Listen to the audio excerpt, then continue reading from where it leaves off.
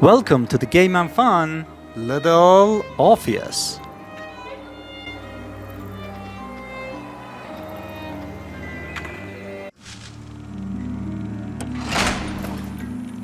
You are Comrade Ivan Ivanovich Privalov.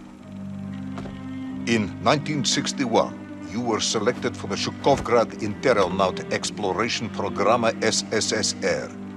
Despite failing your basic physical and being caught cheating on your entrance exams, on the morning of the 12th of April 1962, you boarded a rocket drill containing the experimental device Little Orpheus, with the purpose of descending through the Earth's crust to discover the relative hollowness of the interior and its suitability for colonization.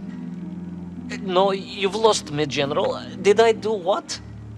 You and Little Orpheus were dropped into an extinct volcano to drill to the center of the Earth and find out if we could establish a city there. Note, if you will, that this date is over 3 years ago.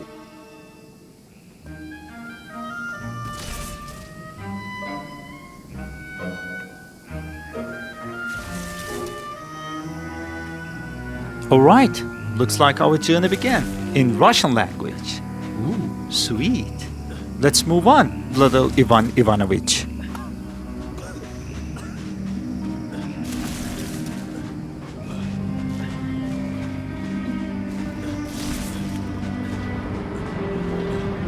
Ivan Ivanovich, can you describe Little Orpheus to me? Of course. It was large and round and had something of a disagreeable smell. I was referring to its technical specification. Well, General, I am no man of science, but it had this radio thing that I was supposed to use to let the surface know I had arrived, and some sort of battery wrapped in this lead box. But I was told to not touch anything under any circumstances, and I did notice the engineers who worked on it were quite a shifty bunch.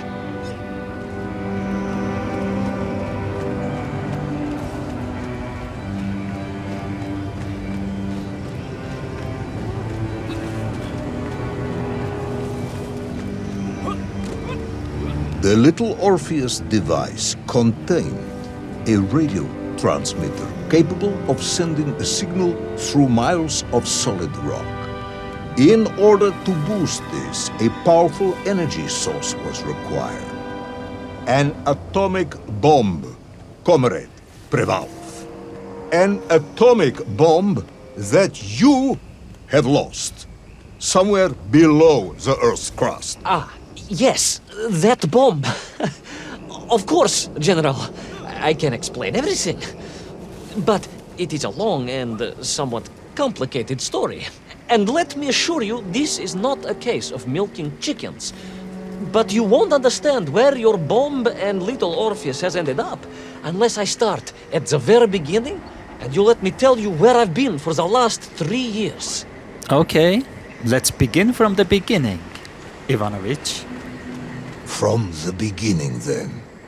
But this had better be good. Good, General. It's more than good. It's extraordinary. And it began like this.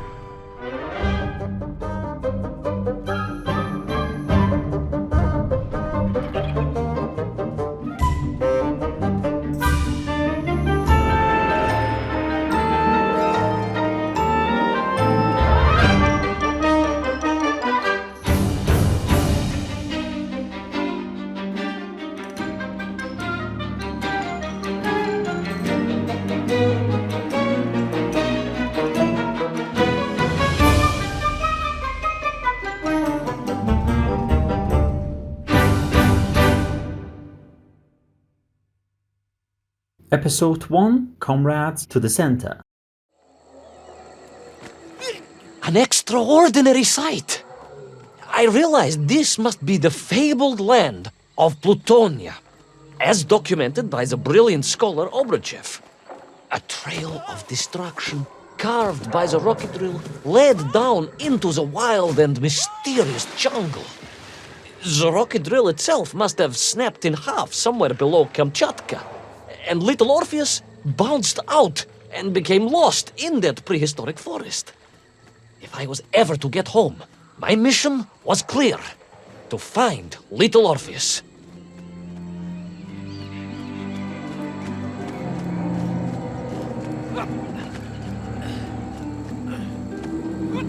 I steeled myself and plunged deeper into that prehistoric jungle where insects the size of dogs buzzed around. Dogs. What sort of dogs? I beg your pardon, General? Large dogs or small dogs? Big like an ovcharka or small like a barlonka? Does it really matter? Of course. Detail is all important. Ovcharka then, General. The size of an ovcharka. I find that very hard to believe. Would you find it easier if they were the size of a balanka? No. But I am enjoying your attempts to persuade me.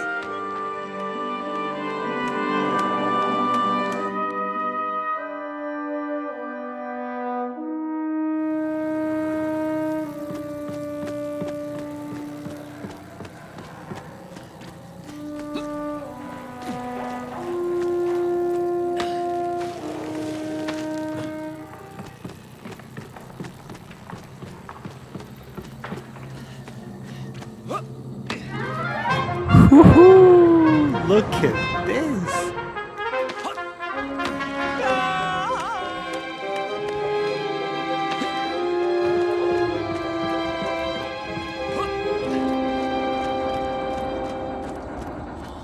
Another part of the rocket drill. But still no sign of little Orpheus.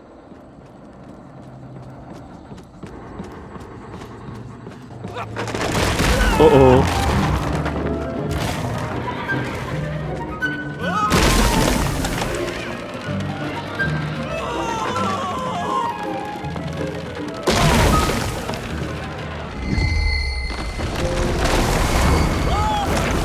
Whoa.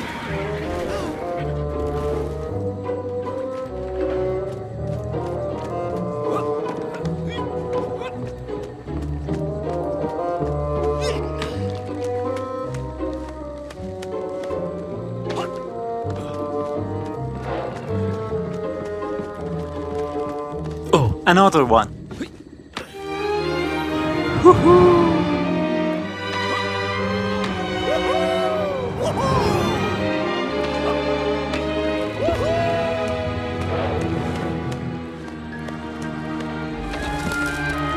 Between the trees, I could see huge beasts, larger and more ancient than any known to our modern times. Could it be that Obruchev was right? And deep below the Earth's surface, prehistoric monsters still roam freely. Yes, but little Orpheus. Oh, another one. Woohoo!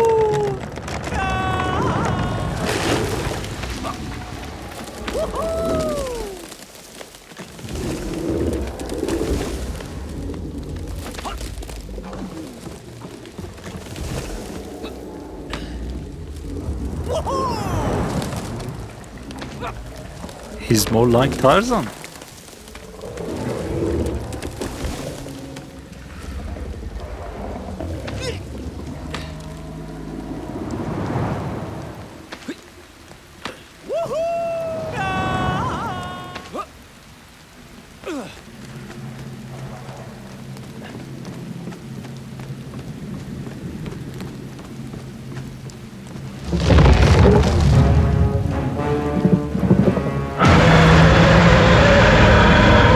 Uh-oh. The terrible lizard intent on making a snack of me was none other than the most awful of the monsters, the Tyrannosaurus Rex. Oh, now you are an expert on dinosaurs. Hardly an expert, General. Just educated by the best schools in the world, like all good socialists. And I remembered one crucial thing. I'm listening. Well, its greed is without bottom, Its hunger is ferocious, but its brain is absolutely tiny. So it can roar and roar as much as it likes, but it will never be a match for the sharpened mind of the good Soviet worker. All I needed was a plan to outwit the monster. Hope you have a good plan, Ivanovich.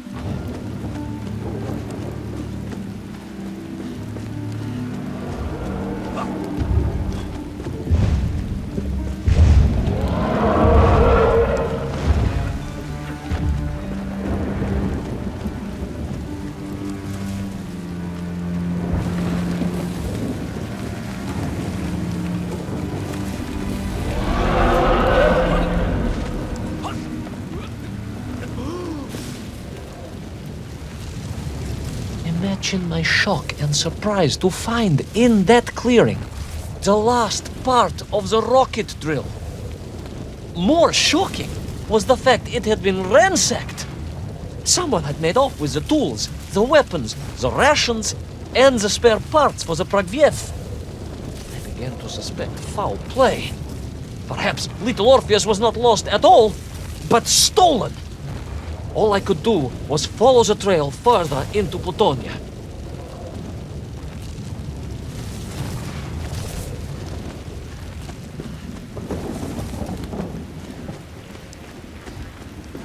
Ooh, look at the skeletons.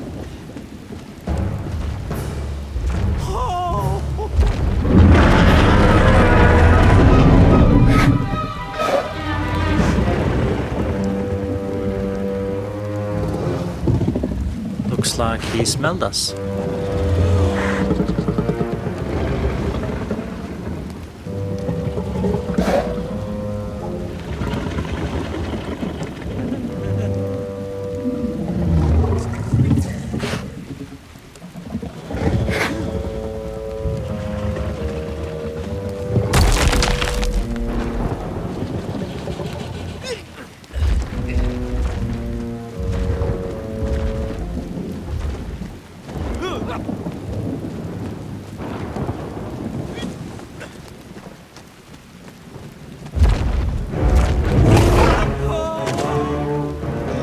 So we all agree this was the fabled land of Plutonia, do we?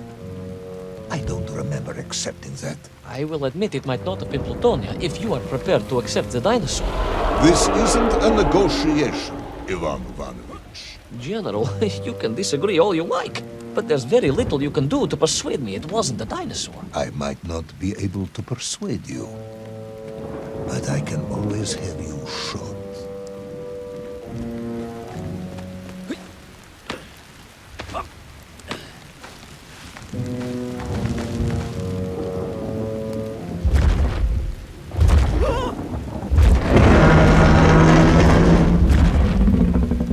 He's back again.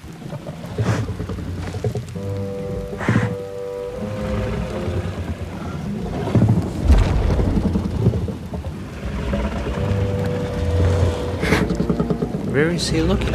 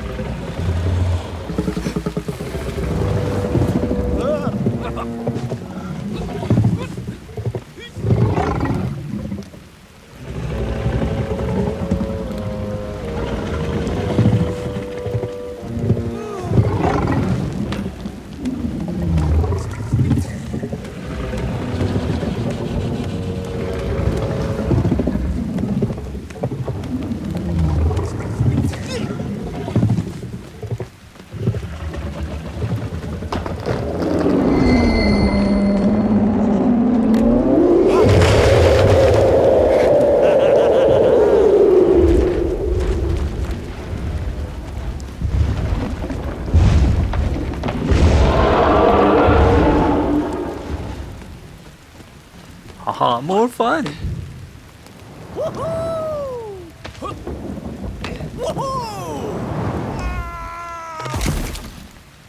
Oops.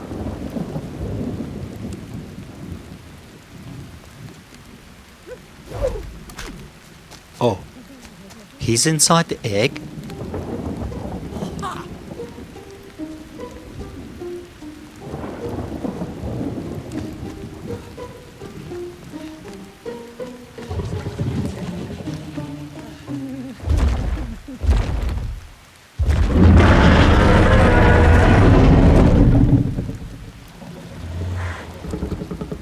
Is the dinosaur laughing?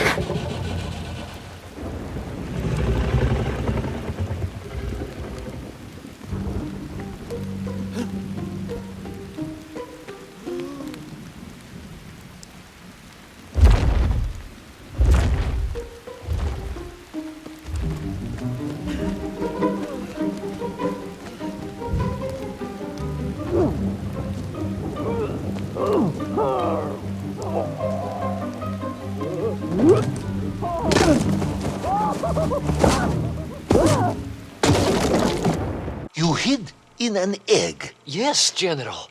I hid in an egg. I am glad to hear your military training was not wasted. If only I had a single legion of men as brave and ingenious as you, with only 100 men equipped with eggs to hide in, we could roll across Europe in a day. General, are you mocking me? You are as sharp as you are brave, Tavarish.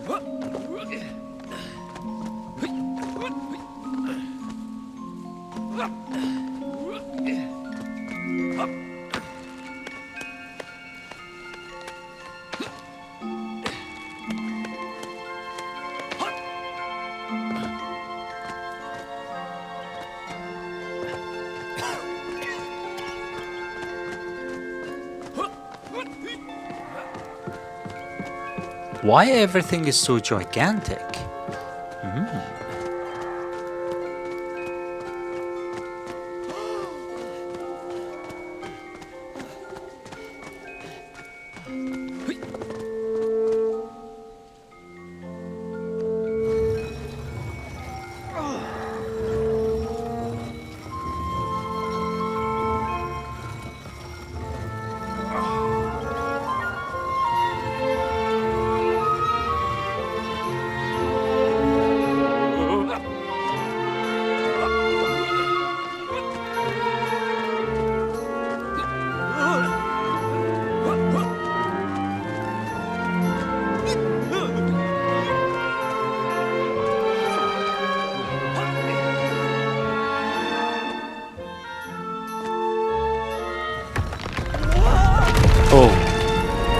Oh no.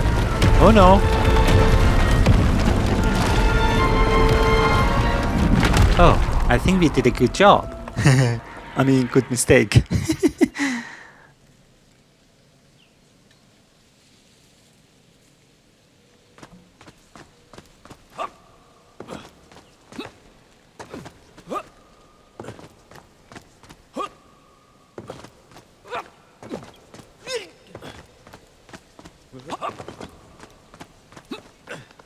I couldn't believe it. I still struggle to believe it. A whole lost city, buried in that jungle deep below the crust of the earth. Who would have thought it was possible? Who indeed? It is, of course, a shame you didn't think to record the moment for posterity and help us all to get over our disbelief. But I did, General, I did! My training was excellent, and I immediately took out my komsomolets and began to document all I could.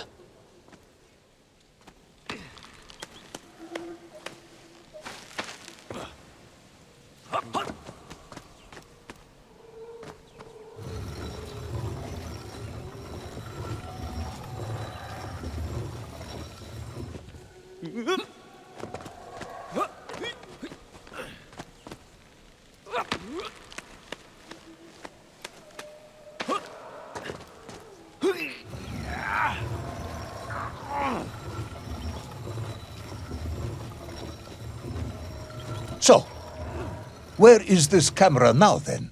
Ah, General, yes. What, of course, I meant to say was my training was excellent, and I immediately reached for my camera, only to realize it must have been torn from my utility belt in the crash and lost forever in that forgotten jungle.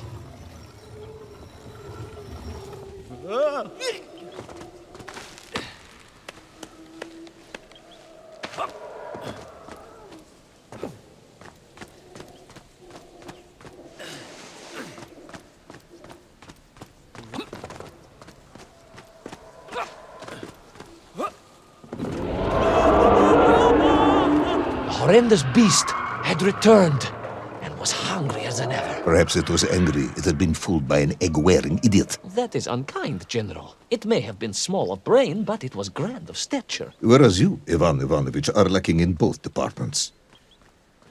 Presuming there were no more eggs to hide in, did you have a new plan? I did, General. Please, do tell me, what was this brilliant plan? I ran like hell, General. Yeah, you better run, Ivanovich.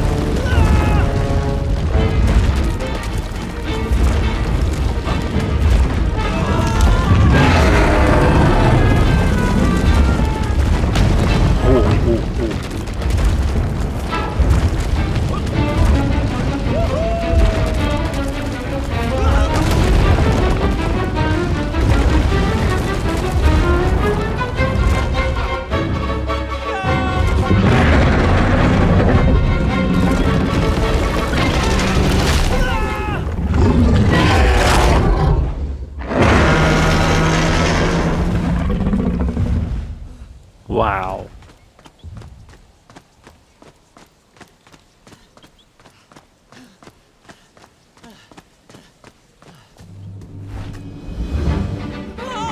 Will our intrepid yet doomed hero survive the jaws of the ferocious dinosaur?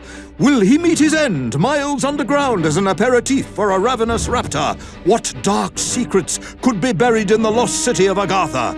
Will the general ever discover the location of his lost bomb? All of these questions and more will be answered in the next exciting episode of Little Orpheus! All right, let's go to the second episode.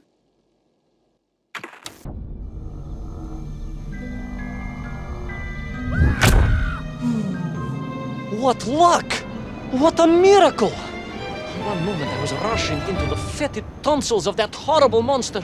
The next, I was plummeting downwards to the jungle floor beyond its reach. I prayed I would land on something soft, Perhaps your head. but nothing could have prepared me for what was about to unfold.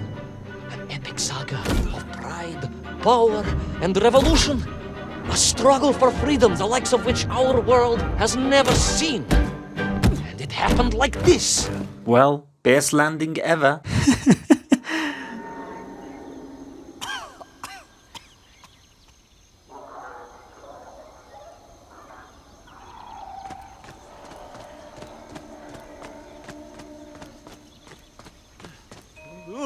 What? What was that? Oh, another one there.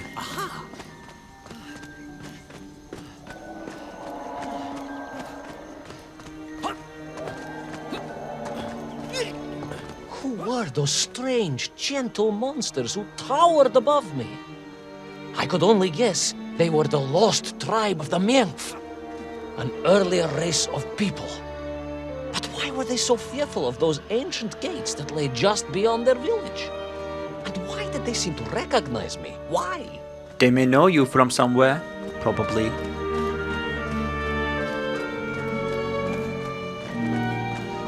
Oh, he's waving. Yes, I'm also wondering why. No, a как же, General? Who was I to question such things? Trapped as I was deep underground. I was more curious, I must admit, about the location of little Orpheus. Did you notice they have 3 fingers?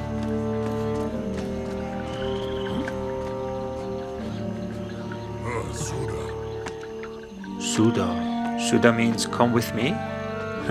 Okay. You talk of a great city, a mighty power. Yet your nymph squatted like savages in huts at its boundary. They did.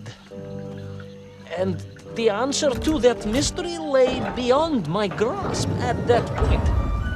Because it was a wonder, it truly was.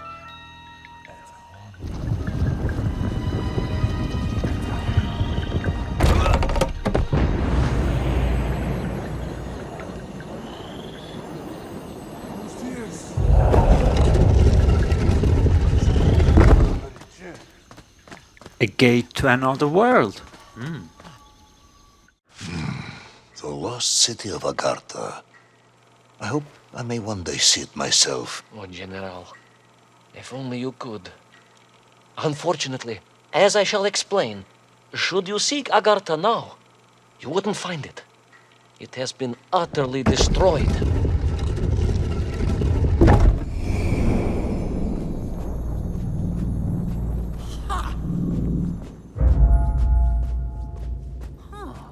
Ha! What? Utterly destroyed? Utterly, General, a tragic loss. A convenient loss. I imagine archaeologists weeping as I tell you. But most importantly, before we continue, you must understand one crucial fact about its destruction. Which is? It wasn't my fault. What wasn't your fault? Well, I guess he's gonna do something. I don't know what will it be.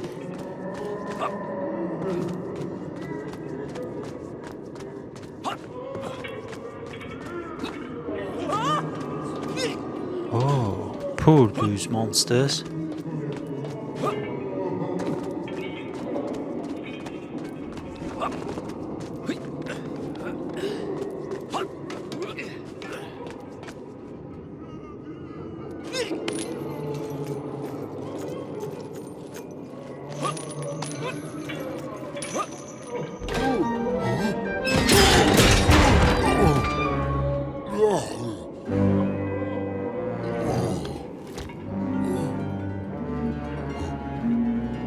He's handsome.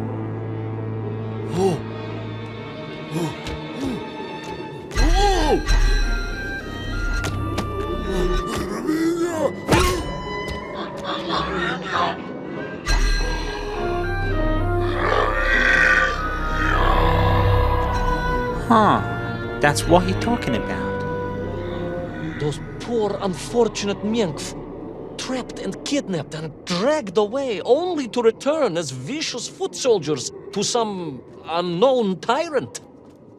And yet, there was something familiar about the shtukova they were forced to wear on their heads, which I was sure were being used to control and enslave them. And what was that? General, it curiously resembled the radio sets I used to tinker with as a child. Radio sets. It was very curious. It was very curious. It was extremely curious.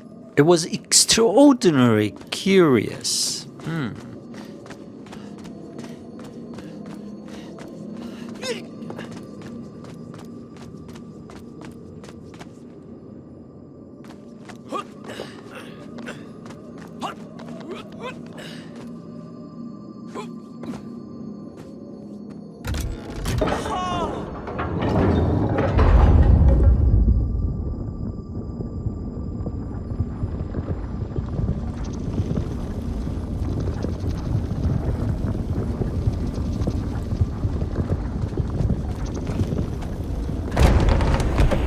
So, should be another gate.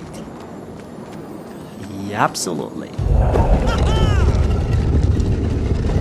Haha, love the sand.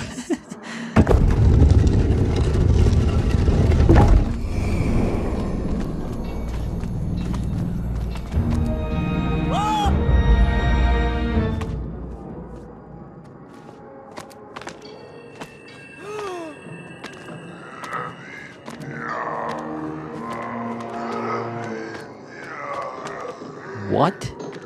Amnesia?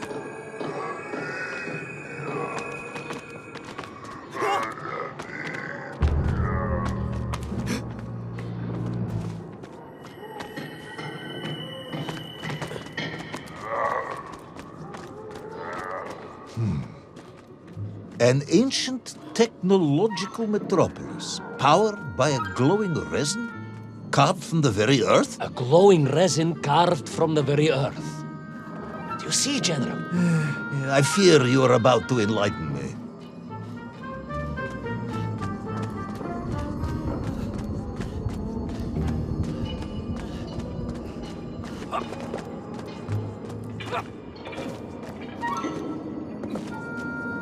Little Orpheus must have been drained by the impact, but whoever had stolen it and brought it here was no doubt planning to use the Agarthan resin to charge up the atomic bomb, restoring the device to its full potential.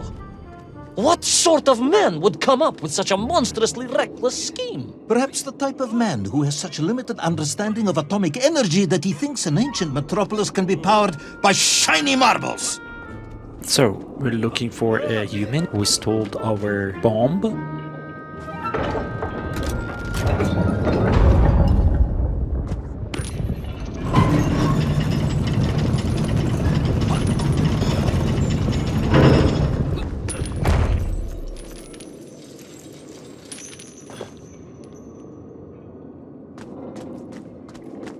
I wonder what is that ball? Looks like a fire, but isn't it burning his hand?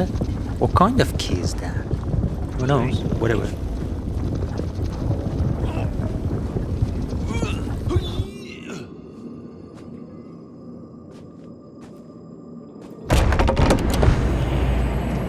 Okay, we're going through the door to see who stole our bomb.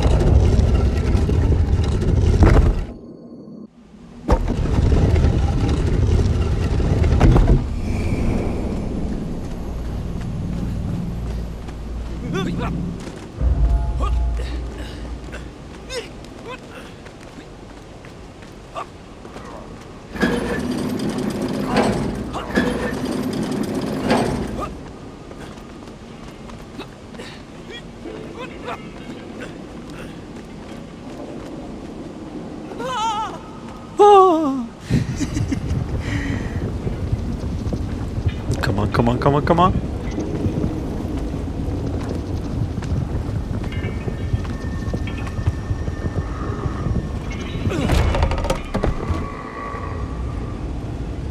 Oh.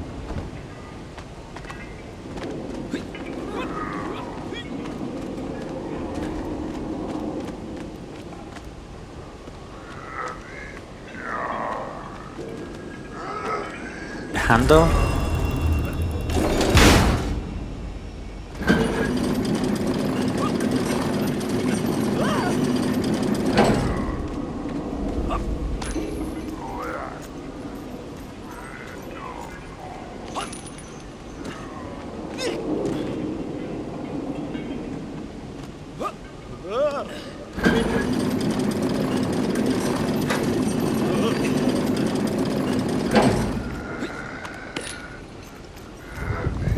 I think we're gonna go down. Yeah. Oh, it's looking for me. Be quiet. Run, Ivan, run.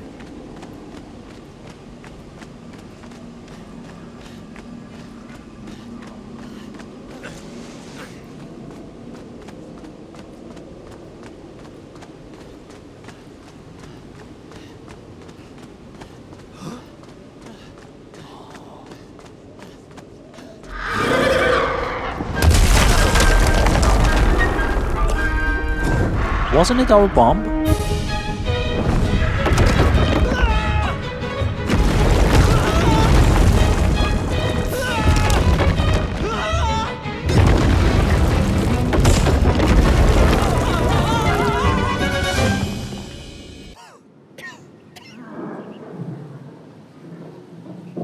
I am curious, Ivan Ivanovich. You talk and talk about this great subterranean city. Yet what you describe sounds strangely familiar. It does in some way bear an uncanny resemblance to the glorious architecture of Comrade Alexei Dushkin. Wouldn't you agree? Нет, General. I have never heard of this great tavarish Dushkin or his works. Interesting. Because you were photographed on the steps of his marvelous Vysotka na Krasnich Varotach, shaking hands with the Glavny Constructor. That was the chief designer? The sweaty little fat man with the bad hearing? Mind your mouth, Ivan Ivanovich. And don't think you can distract me by slandering one of the great visionaries of our time. Without him, neither of us would be sitting here now. Must remember to thank him for that, General.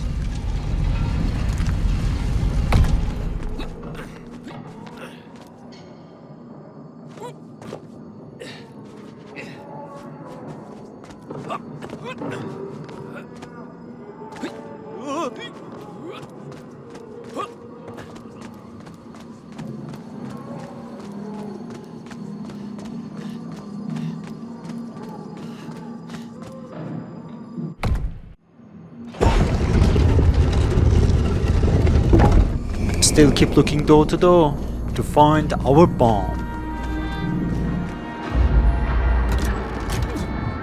Oh, nothing happened? Our fireball is coming down. Good.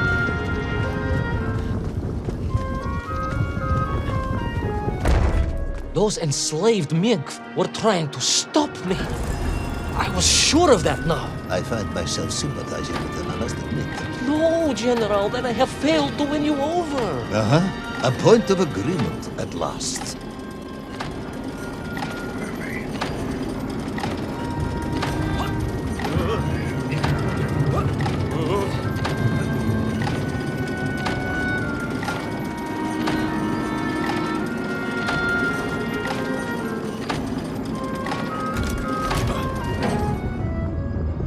I think first I should use the left side key.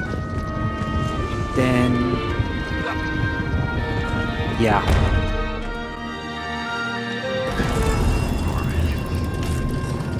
Now we need to run to the fireball. Hope to be on time this time.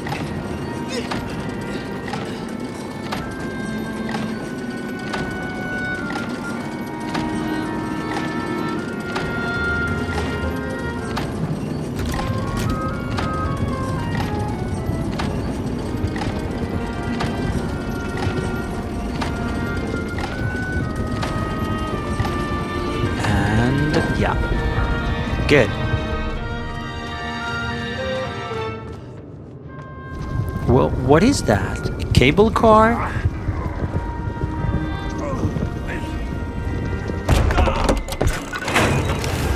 Alright, let's run.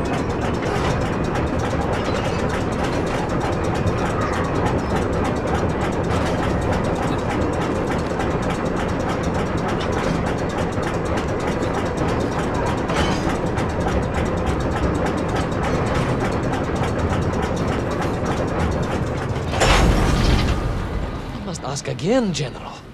Are you mocking me? That would be unprofessional, comrade. I will try harder to convince you then.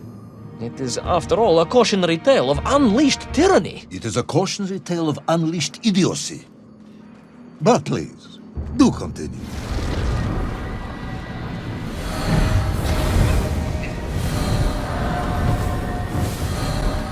Ooh, look at this place.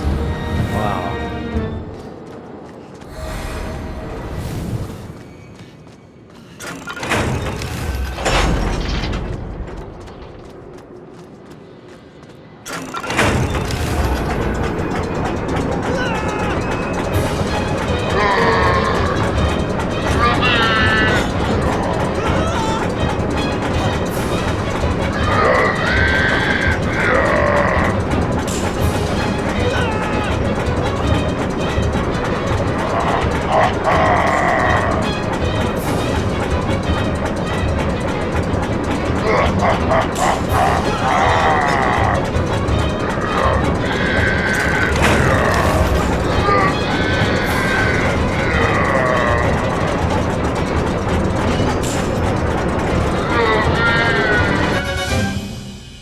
stepped from the cable car onto a plateau at the center of the city, where a palace, a vast acropolis, stood, I was reminded of Chelyabinsk Sorok. May I ask how you know of Chelyabinsk-Sorik? My Aunt Masha was a traveling tinker who married a beef investigator from Zlatoust. She told me of a secret but wonderful city in the west. An edifice of sheer power, humbly serving the will and needs of the people. Yes, unfortunately, that story didn't end so well. No. That's what Auntie Marcia told me. And perhaps that is why I was also reminded of it. Because the moment I touched the floor in that place, I could tell something was very, very wrong.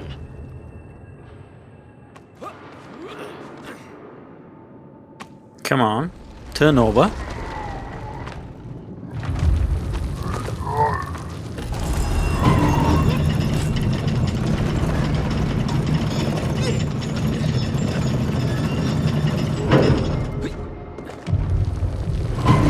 The ground had begun to shake alarmingly, and the whole city felt as if it was shuddering.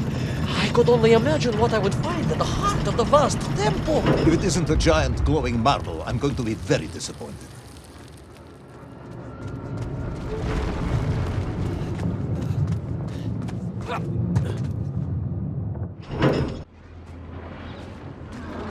A huge resin sphere that overshadowed all of the others.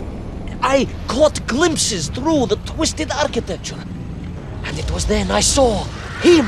Him? The thief, the enslaver, the tyrant, sucking the power from this wondrous city as he drained the very lifeblood of the ancient civilization and drew it into the atomic embrace of little Orpheus. With a song in my heart, I raced onwards to stop him.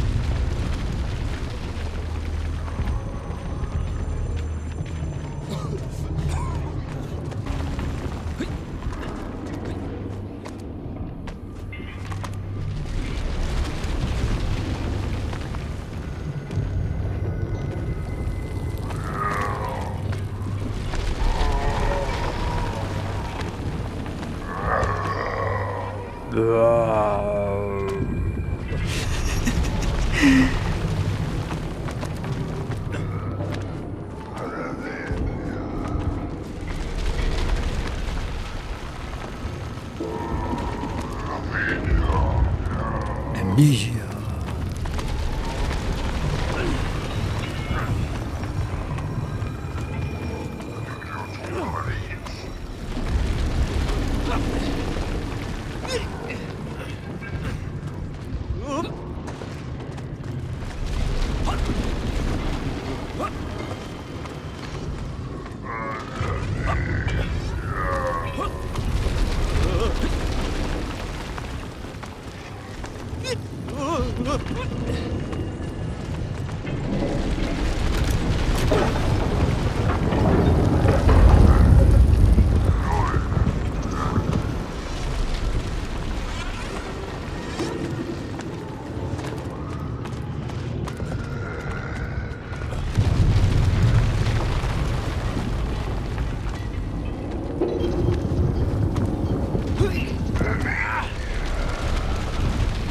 Come on, move away.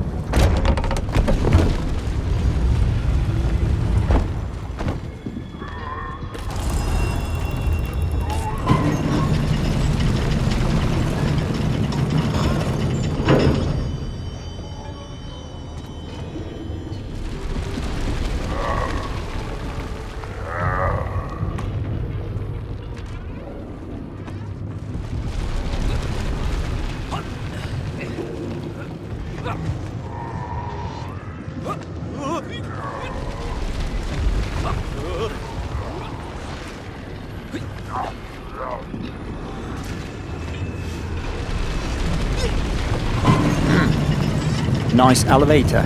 I like it. Drained of its power, the magical heart of the city cracked, and it sent shockwaves through the world around me. A true monster, General, willing to bring down the mountain itself upon Agartha and bury it forever in his ruthless scheme. I could not save that wondrous place, General, to my shame and regret. But I resolved myself to avenge the myth, to recapture little Orpheus, and to bring that tyrant to justice.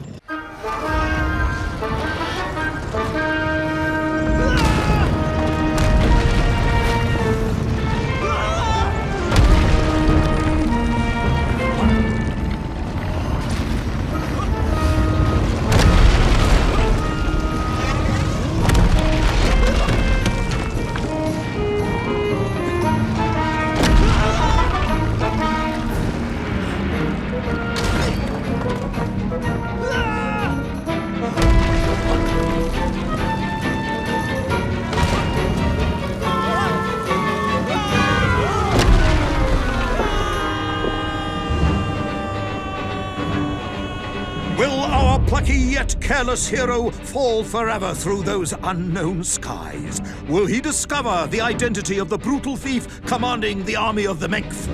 What chance does he have of ever returning to his beloved homeland? How long can the general's patience last? All of these questions and more will definitely be answered in the next exciting episode of Little Orpheus! Little Orpheus. Let's go to the third episode. I plummeted down through that weird sky towards a great turbulent ocean that roared and swelled.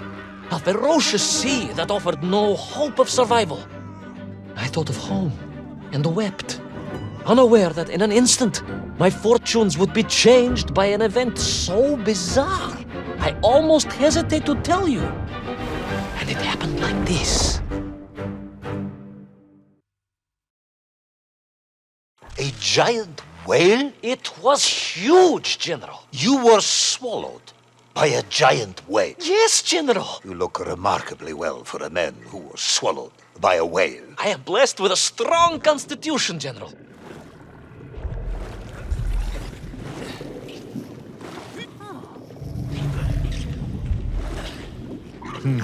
And I assume you are now going to tell me how you managed to escape from the belly of this giant whale. Naturally, General. And I must say, it really was a fascinating glimpse into the interior life of one of our world's most magnificent beasts. I consider myself a wiser man after this experience. Are they splitting? Yeah. Why?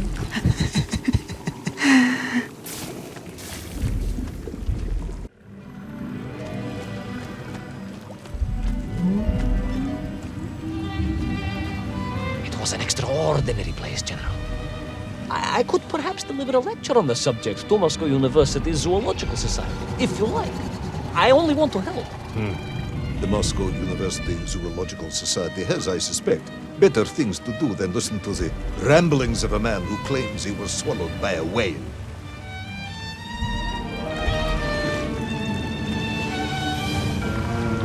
It is a shame, General. People can be so closed-minded. I, on the other hand, had little choice but to hear you out. For your own sake, Ivan Ivanovich, I must urge you to be brief. Absolutely, General. I will tell you directly of my miraculous escape from the belly of the whale. You simply won't believe what happened next. That is becoming a dangerously overused phrase, comrade. Oops.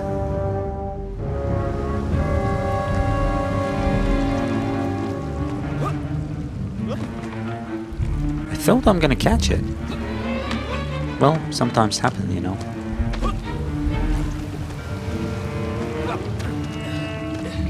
And so I found myself deep within the whale's organs. A strangely beautiful place. A sort of fleshy wonderland. A glade of polyps and globules.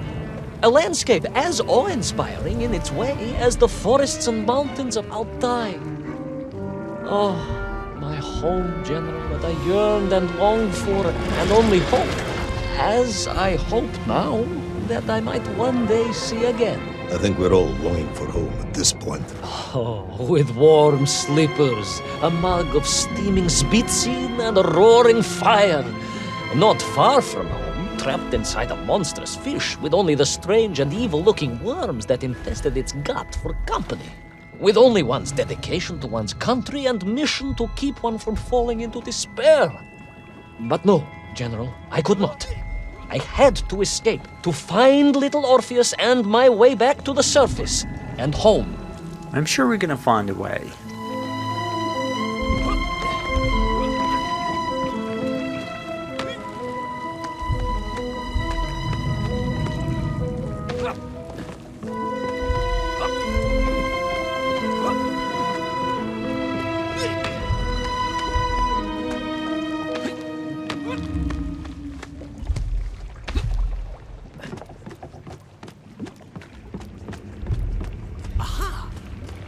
Aha!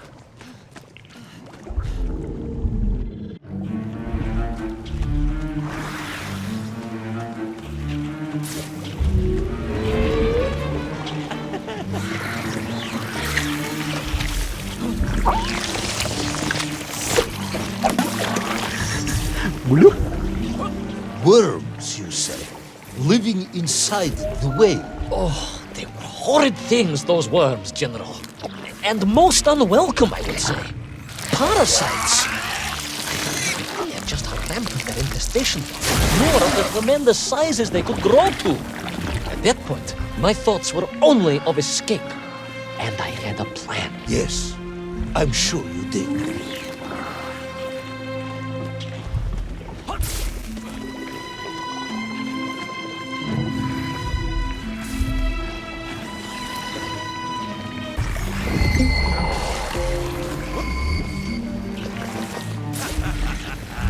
Ha ha ha ha. Love your smile, Ivanovic.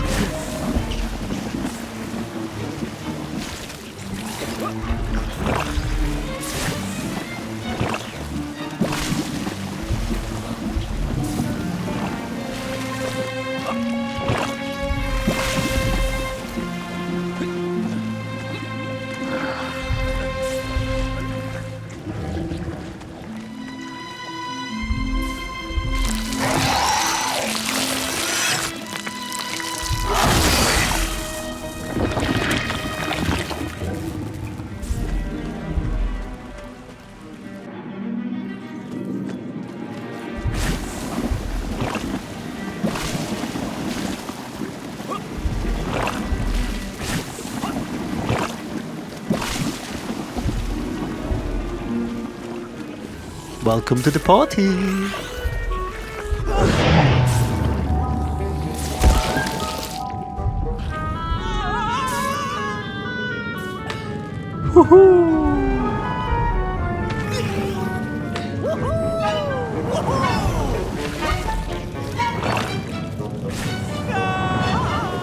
Tarzan Ivanovic. These worms, they made your Nivirayatni whale sick. Wherever they attached themselves, the flesh began to turn gray and die. It was a truly distressing sight. And I resolved myself to assist the whale by removing the leeches wherever I could find them during my escape.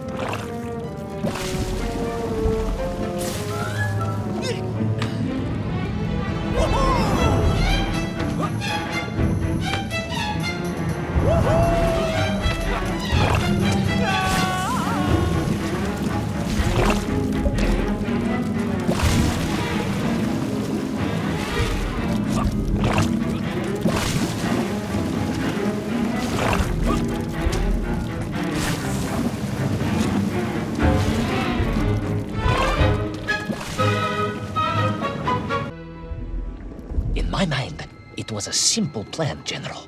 I would climb up through the whale's throat into its mouth, then wait until it opened it to feed and swim out. Ah, yes. Brilliant, Ivan Ivanovich. Only one or two minor flaws with it. For example, did it not occur to you that the whale will likely be deep underwater when it ate? Вы правы, General, but I am a strong swimmer. As a child, my parents would take us to holiday near Irkutsk, where we took constitutionals in the waters of Lake Baikal.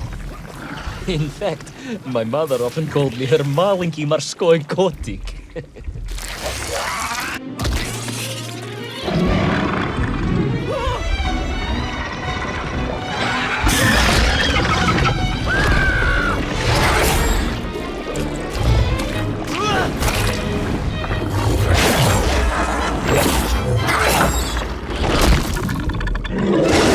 A giant worm for a giant whale, huh? At the risk of repeating myself, it was huge, General.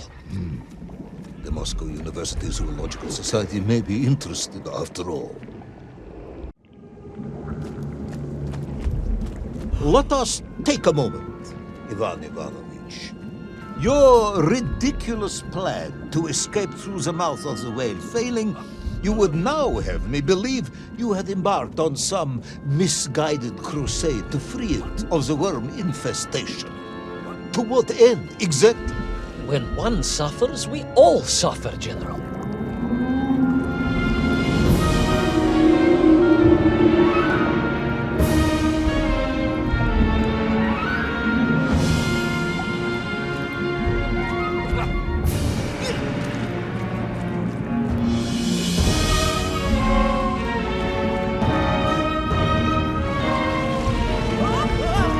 Your ideological commitment is admirable, comrade, but... I concluded that if I could find the root of the infestation and neutralize it, the whale could mount a spirited counterattack against the worms.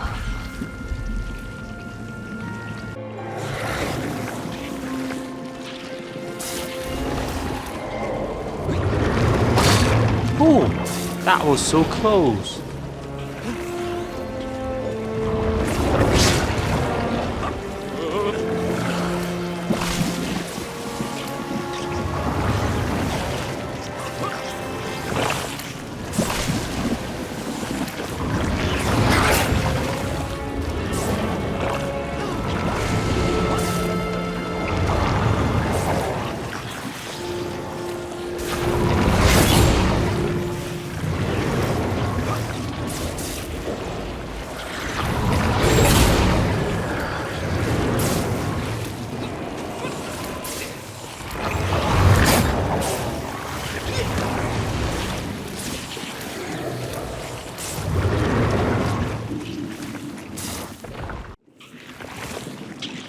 And then, victorious, the whale would surface to expel the remaining poisonous muck and slime from its body. And at that point, I could escape through the nearest convenient orifice. In this case, most likely the blowhole. That is the most revolting thing I have ever heard. General, we are Russians. We have withstood the sheer force of nature and history and emerged triumphant. An expedition through the nasal sphincter of a gargantuan whale is nothing to us.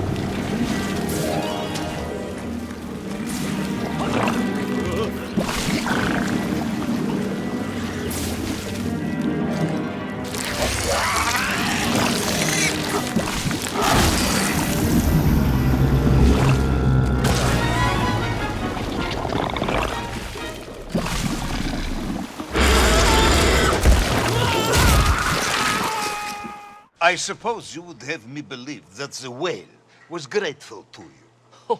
Well, General, that would be presumptuous. I doubt it was even aware of my presence. But I had more immediate problems. For if the whale might have been relieved by my actions, the worms were enraged. Worms do. Furious. Worms Incandescent. do not feel Violently indignant. emotions. Demented, General. Deranged. Enough!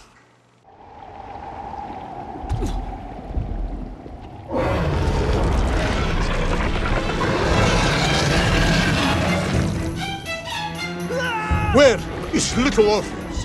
Where is my bomb? Unless you are trying to tell me the whale solved that as well. No, it did not, General. That would be absurd. No, Ivan Ivanovich, you are absurd. Your story is absurd. This whole ridiculous fairy tale is absurd.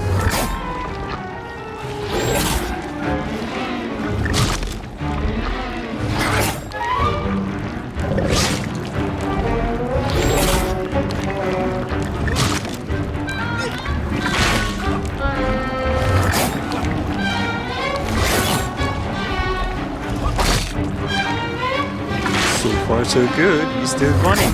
Good. Oh, another rope. Yeah, that's the good part.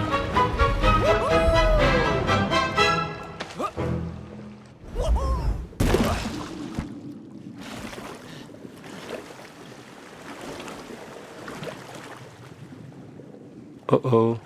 It's so silent here.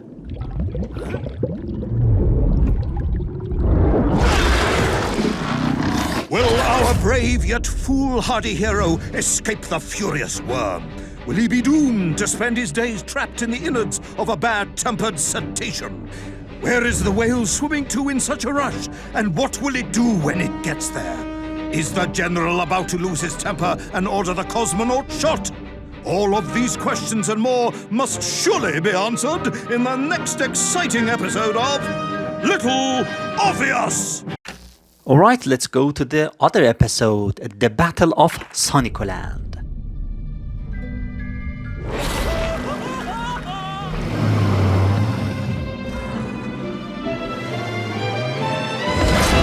Flew from the whale's blowhole like a supersonic jet.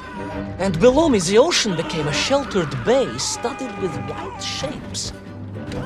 You will be amazed as my epic journey unfolds. For here, it was about to take a most unexpected turn. And it happened like this. Oh, another great landing.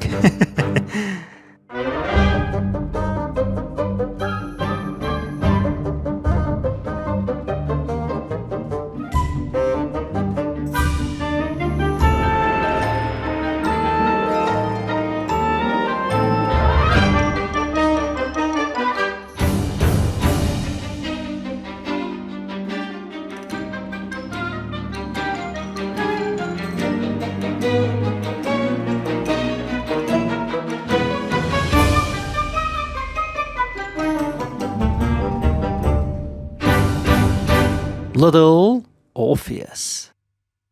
Episode 4, The Battle of Sonicoland.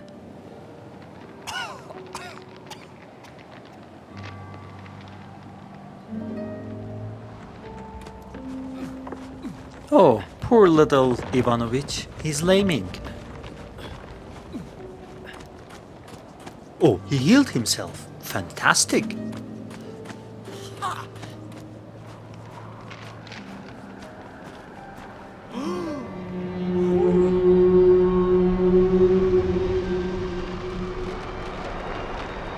It was a beautiful but deadly wasteland. Freezing cold, brutally chilly. Enough to kill a man in hours. Yet here you are. Indeed, General. An impoverished childhood playing in the streets of Omsk during those bitter winters had made me hardly... I thought you said you grew up in Altai. Ah, General, the life of a poor toy maker's family. We had to move from place to place just to find work.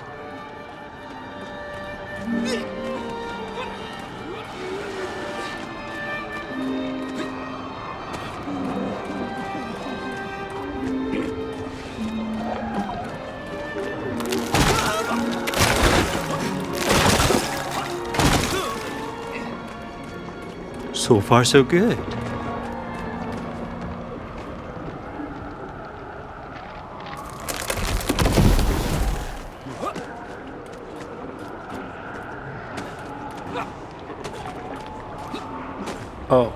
Can you let me pass?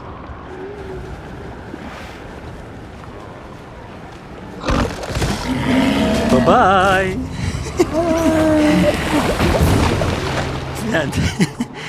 That was amazing.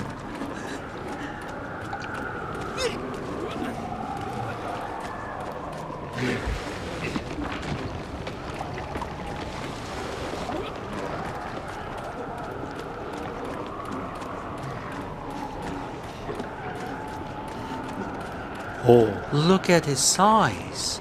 Wow.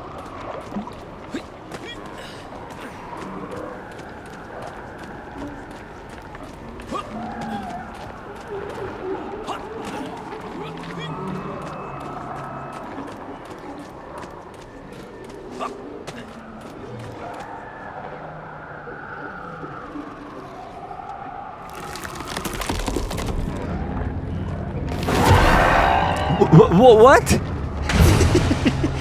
Wow.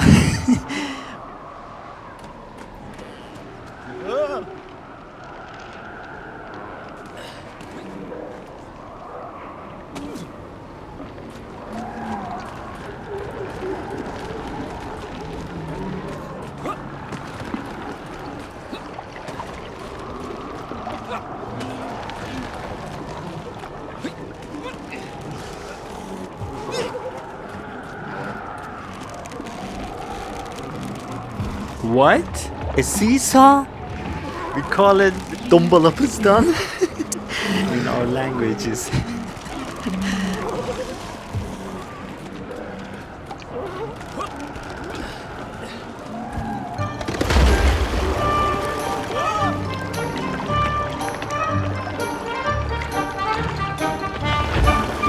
Whew.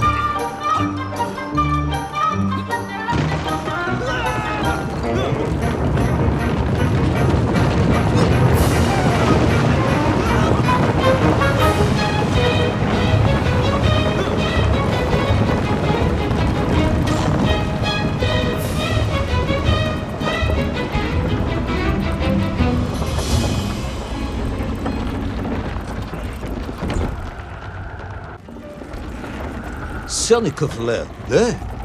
Of course, Sanikov himself reported nothing more than a bluish fog on the horizon. Your island may be nothing more than the product of overactive imaginations. General, consider this. Imagine taking a simple peasant, a pig shepherd, for example, and telling him one day humans would fly around the earth beyond the sky. He would say you were stark raving mad, Saldafon, a ridiculous Kazyol Baradati, a buffoon stuffed into a military uniform, a pridurak, a chuchela tuparile. This peasant of yours had better watch his mouth if he doesn't want to spend his holidays in Solovyetsky. Perhaps you should return to your story.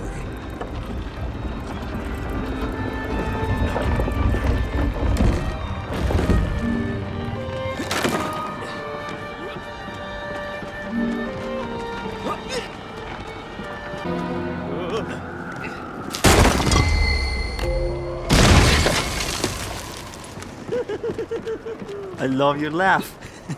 There in the cliff, I could not believe it. A hairy elephant, trapped and frozen in the ice. A mammoth! No, General, a hairy elephant. Who would think such a thing could be? I feel our Ivan Ivanovich is a bit, you know, crazy or something, but he has a good imagination.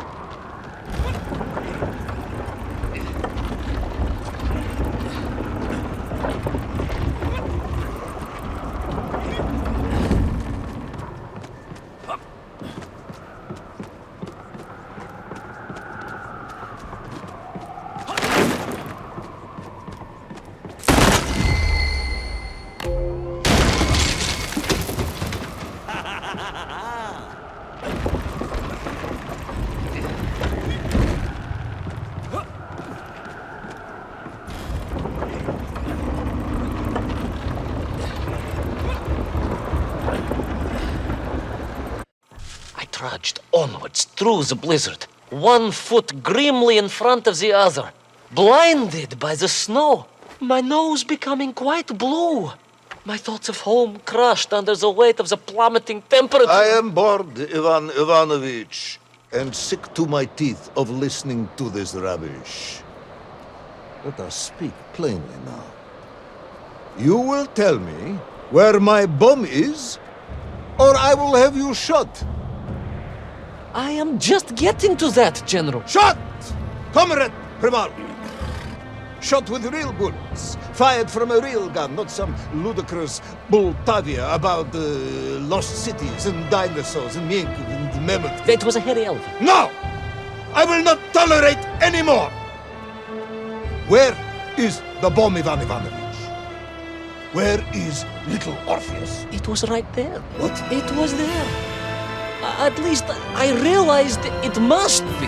Where? There? On Sonikov land? Yes, General.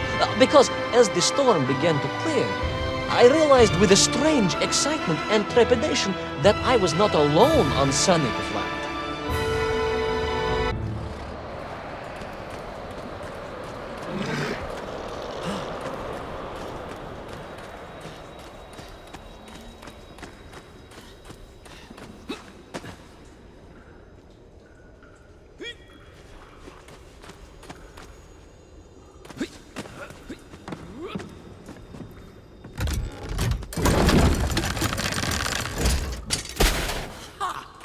Huh. Wait. Go back. You say these lifeboats came from Zarya? A Russian ship? Zarya returned home, but not with all of her crew. And here were the missing lifeboats, trapped in the ice for all of these years. And it could only mean one thing. That you are continuing to hang lapshot on the ears.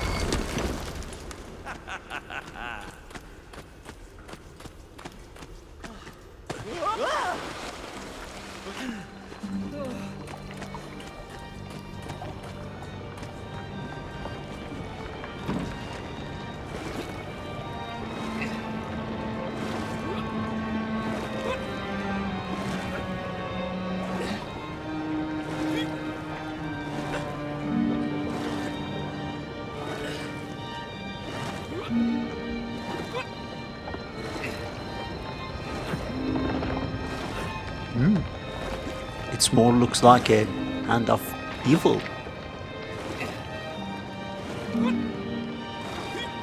Baron Edward von Toll.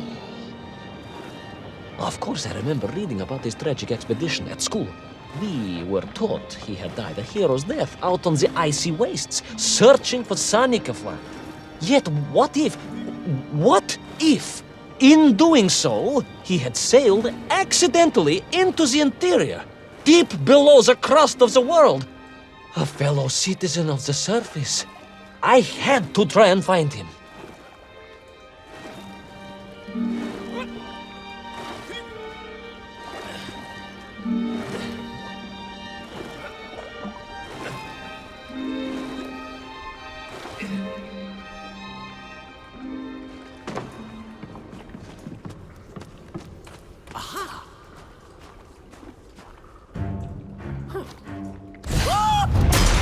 Oh, trapped. How?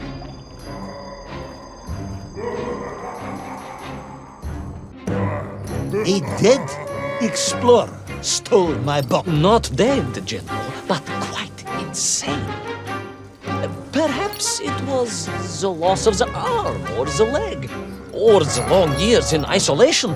But Toll was clearly mad. You should have got along perfectly then. How I wish we had. But no, General. Whatever Toll's intention with little Orpheus was, I had no time to consider it. I was in mortal peril once more.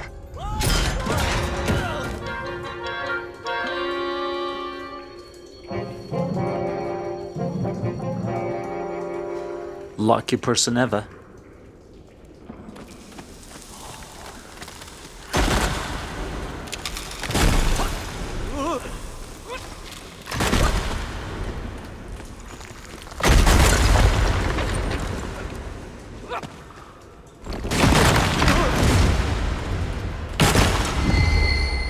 Careful.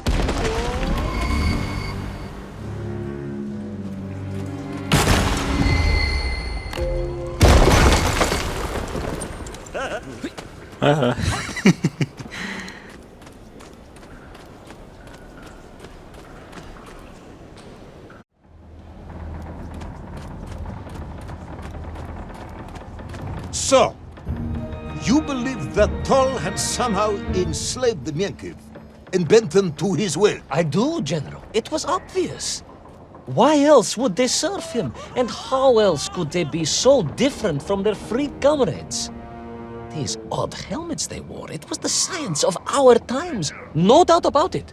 Although fused with some strange crystal technology I could not recognize. To be honest with you, it didn't seem appropriate to stop and ask them.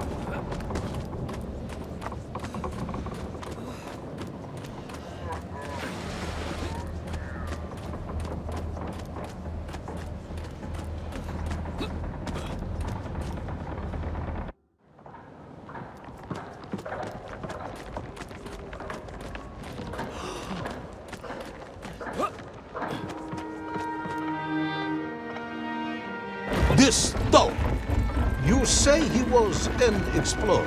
Yes, General, he was. He vanished some 60 years ago. I remember the story well. And you say he stole little Orpheus. To get home, General, to get home. I think he must have thought he could use the atomic bomb to blast his way back to the surface.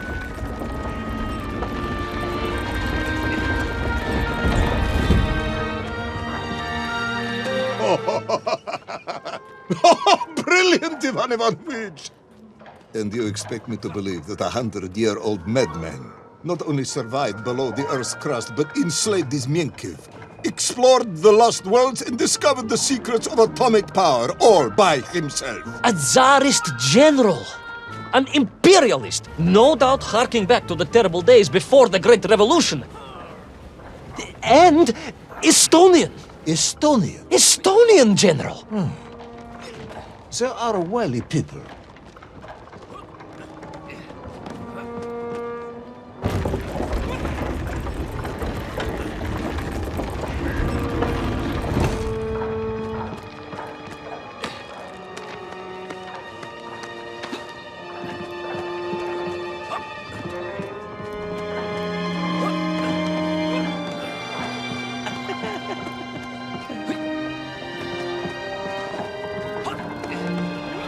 The slave mines stretched away into the distance, and I sometimes wondered if I would ever find my way out.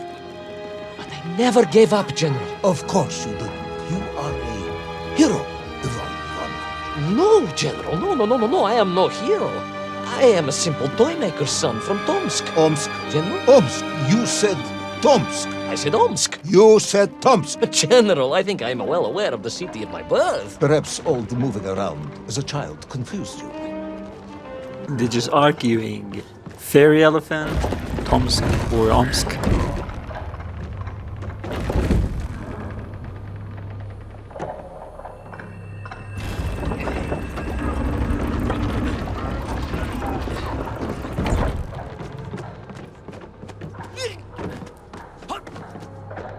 Is he frozen?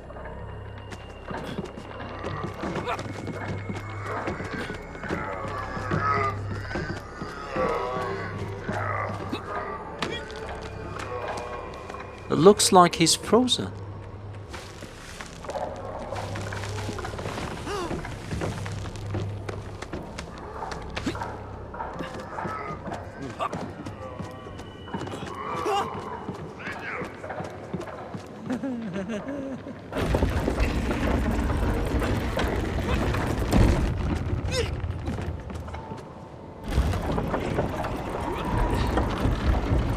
Yeah, he's still frozen. He's a nice soldier.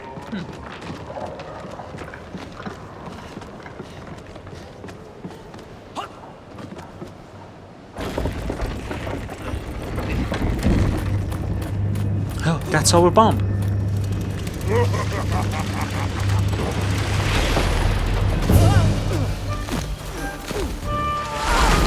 Poor Ivan.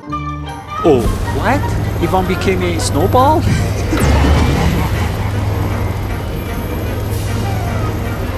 On we flew across the deserted, frozen plateau. I was single-minded in my pursuit, dogged in my determination.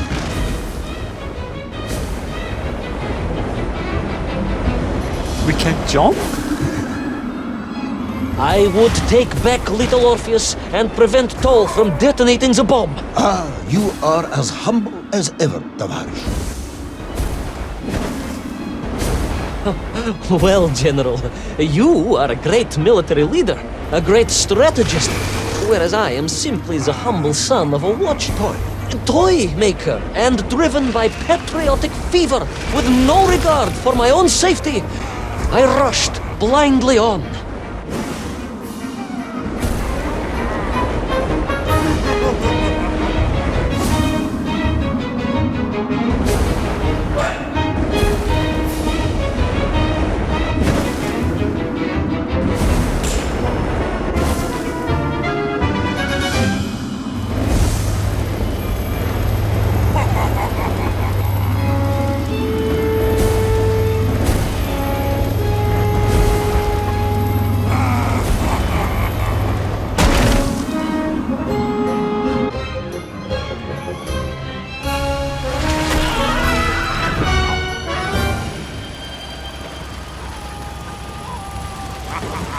Thanks for creating this funny game. I really enjoyed so far.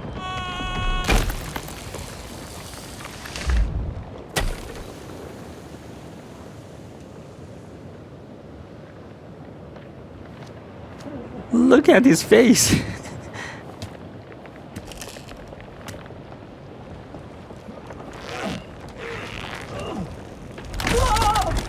Uh-oh.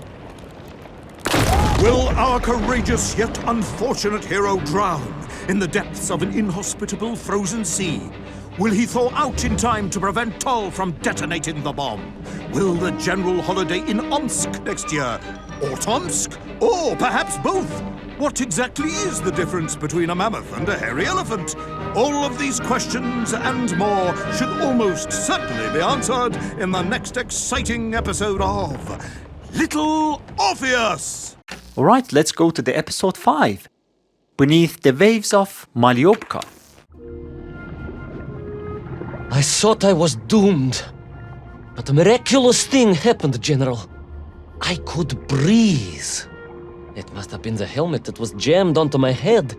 It was a strange and remarkable thing. Some might almost say beyond belief. A narrow-minded fool may indeed, General, but of course you are no Durak. But even as I sank towards the floor of that lost ocean, my journey was about to take me to darker, stranger territory than ever before. And it happened like this. All and every single miraculous things are just happening in this funny game. I like it. It is so fun.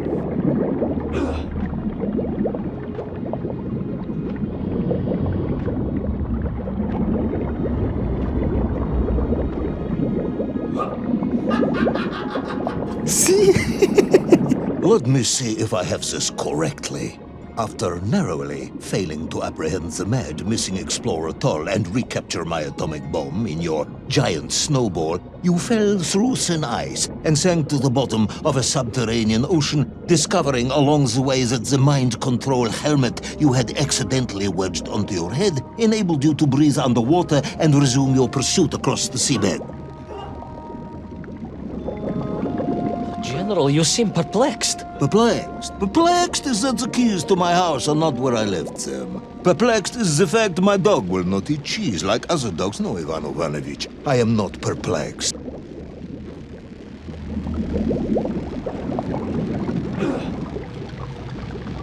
intrigued then, perhaps? I'm not sure intrigued is the correct term either. Enraged at being taken for a simpleton? Now that, perhaps, is a better way of describing my current state of mind.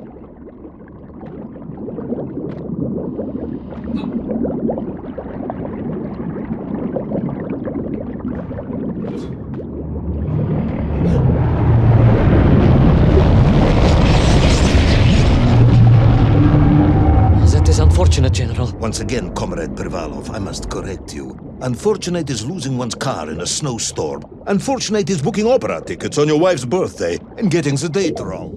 Was she furious? That is not the issue! Furious. However, now that is a good word. I could speak with your wife. Would that help? I could always have a word with her if you like. I could always have you shot. You could, but I suspect she would appreciate the gesture less.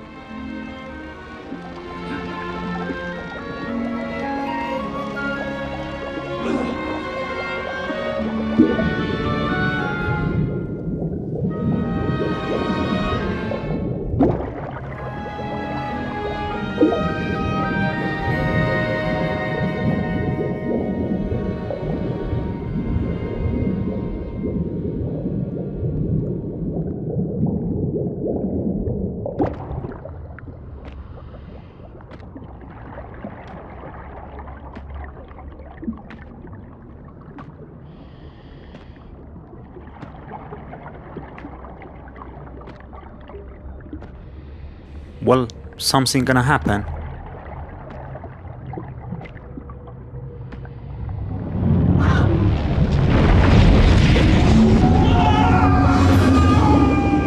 A kraken! A vast monster of the sea! A giant, humongous, many-armed electrical destroyer of ships and cities! Electrical? Electricity flowed along its horrible body, sparking and stunning all it touched, flowing like deadly rivers along its awful tentacles!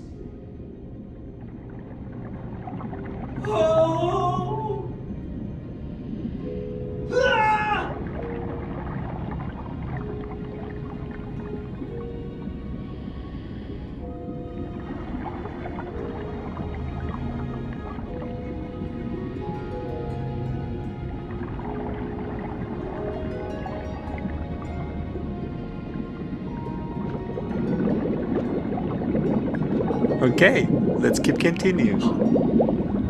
I love the movement. Look, very heavily, calmly. Nice. A sobering discovery. Are you suggesting that the vessel simply wandered off course and sank here? That seems unlikely even by your standards. No, General, I only wish that were true. The mighty ship showed terrible scars, signs of having been grappled and torn asunder by some huge and terrible adversary. That is indeed strange and curious. I am troubled by this discovery. Might you almost be perplexed, perhaps? Don't push your luck.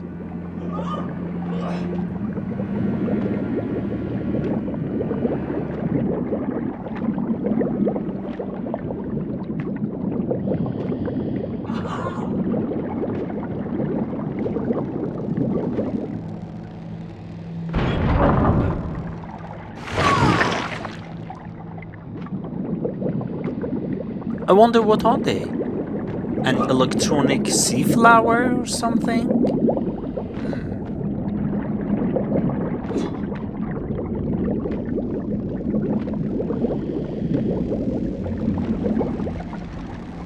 Oh, seashell.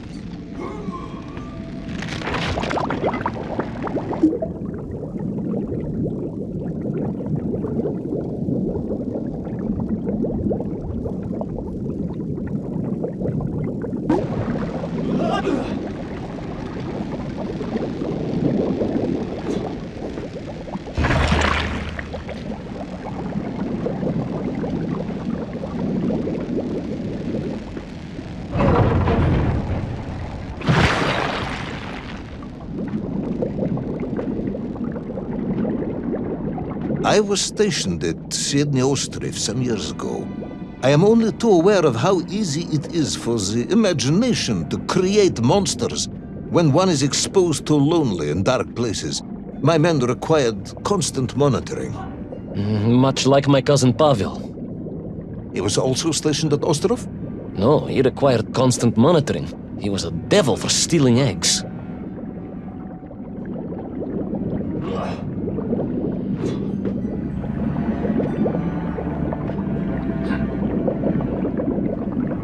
Oh, treasure.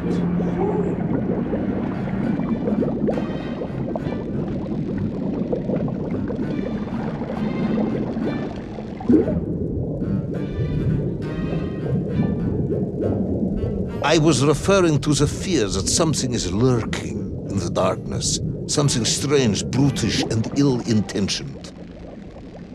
Again, that sounds much like my cousin Pavel.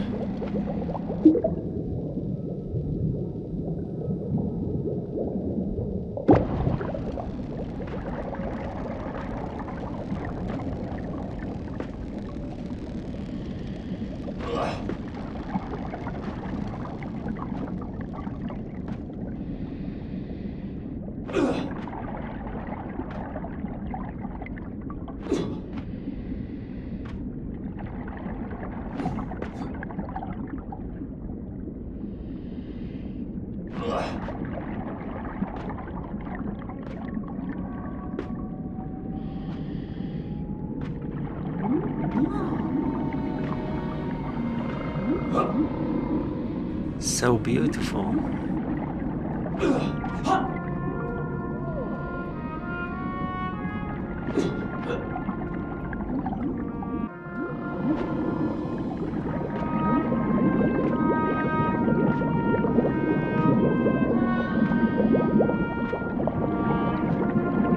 Oh, look at the beauty.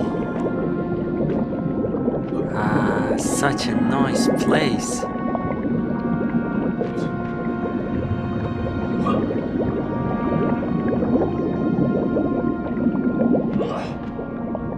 I was being hunted. There was no doubt about it. And escape was all I could think about. Naturally. That and duty. Duty? Yes, General. After all, I had a bomb to recover from that villain Toll. How clever of you to remember that.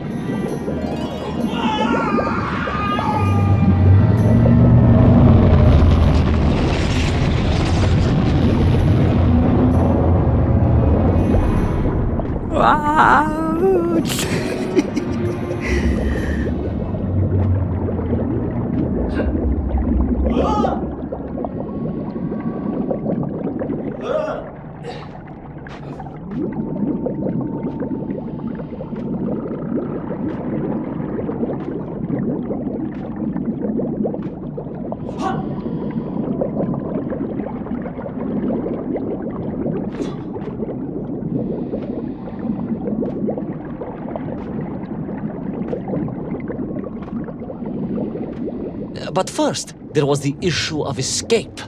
Escape from a dreadful, grasping creature that consumed all it could reach, dragging anything that wandered within its clutches to a miserable doom. A hoarder of useless trophies and stolen goods.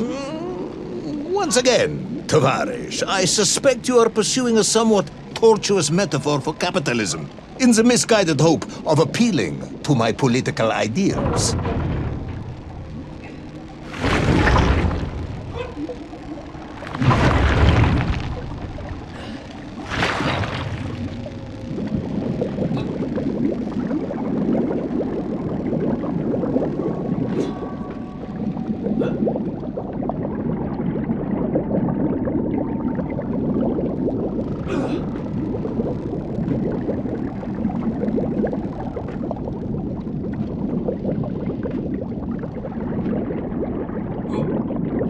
Knock knock. Anybody home? Oh, it's just kidding.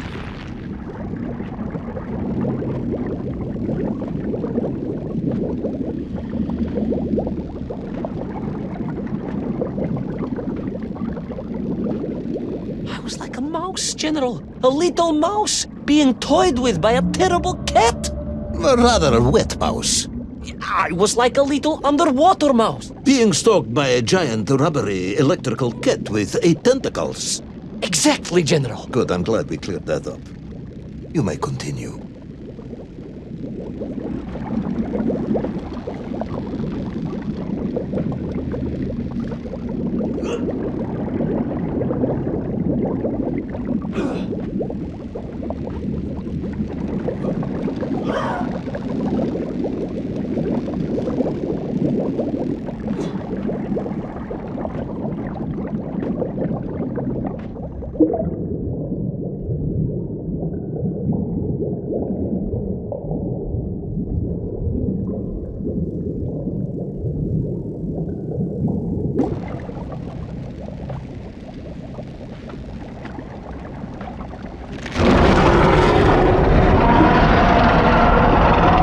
Oh, I know this eye. It looks like more octopus eyes, right? Let's find out.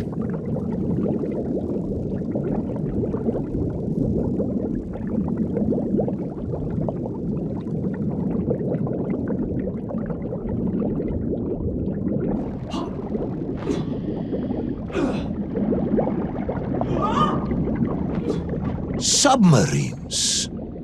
You didn't mention submarines before. Didn't I? Why? No, Verne, General. Of course, submarines. Millions of them. Several, at least. Any particular submarines? Did you see names? Numbers? General, have you lost a submarine? I am not at liberty to answer that question, as you well know. Well, General, losing one's car in a snowstorm is unfortunate, as you say. But to lose a whole submarine, that could be considered careless. So many sea bomb.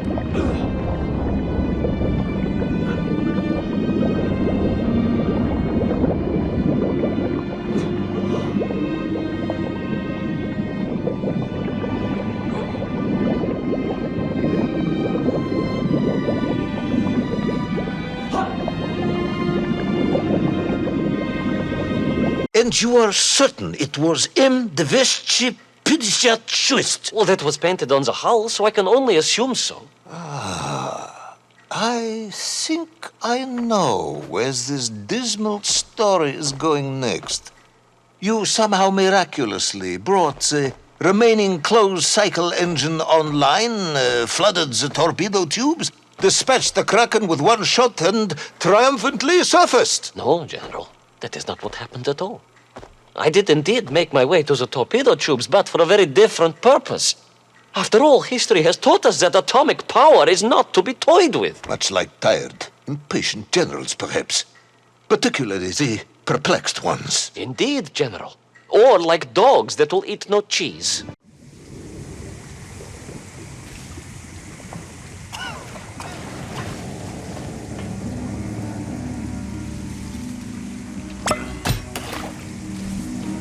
Looks like we're in a safe place. After all.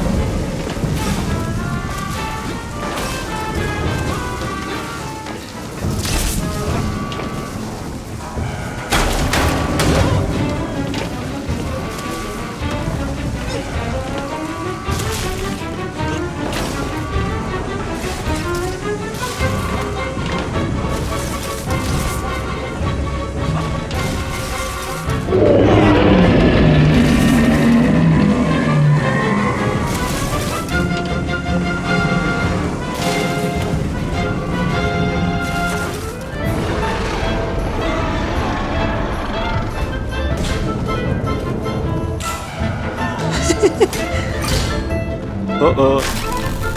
What? Who pushed that button?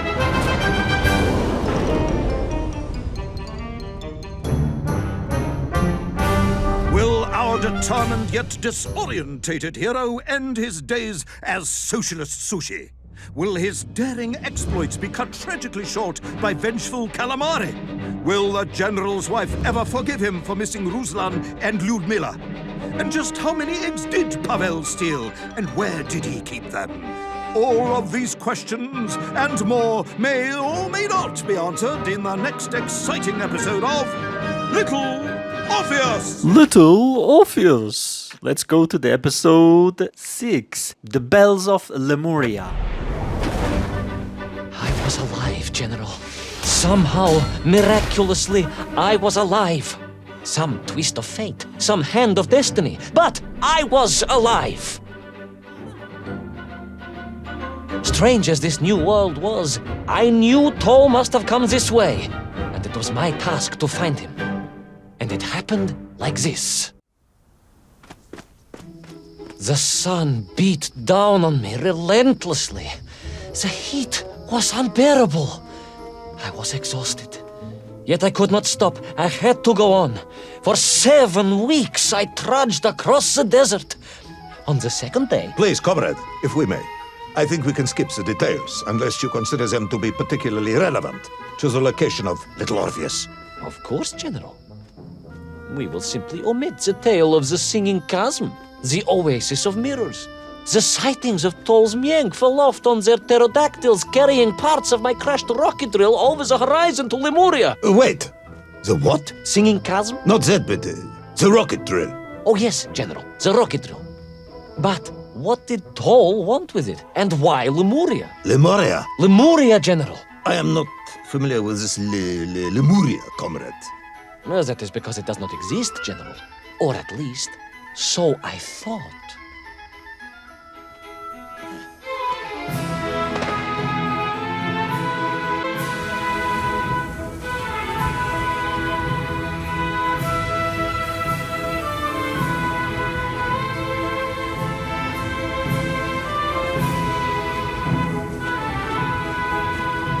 After 7 weeks walking in the desert, ta-da!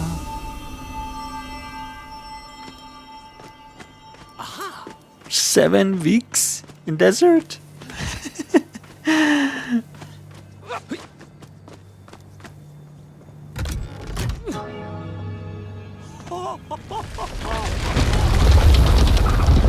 Really? Oh, yeah, it's possible.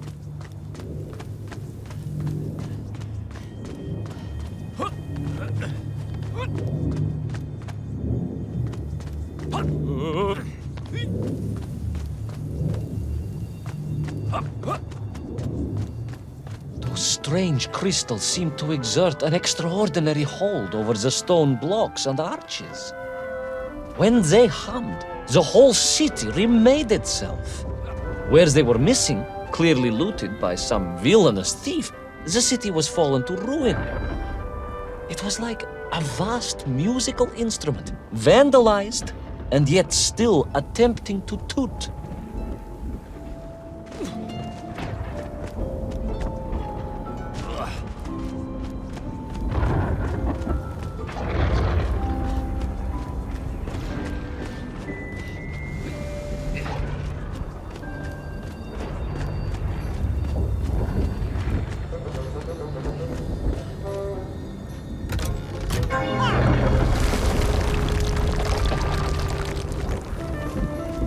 How poetic. I am sure our engineers would be fascinated and baffled in equal measure.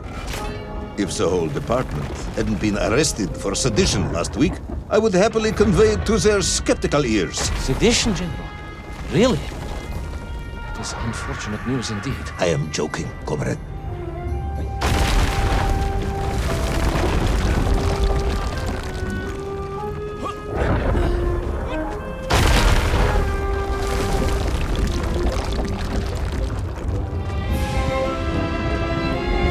I don't like that flying dragon up there.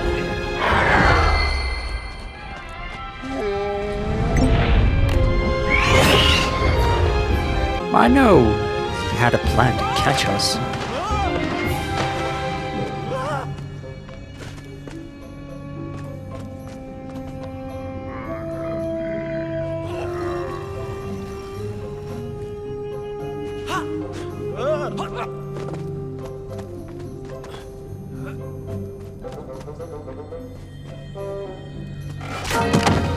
Oops, the handle broken.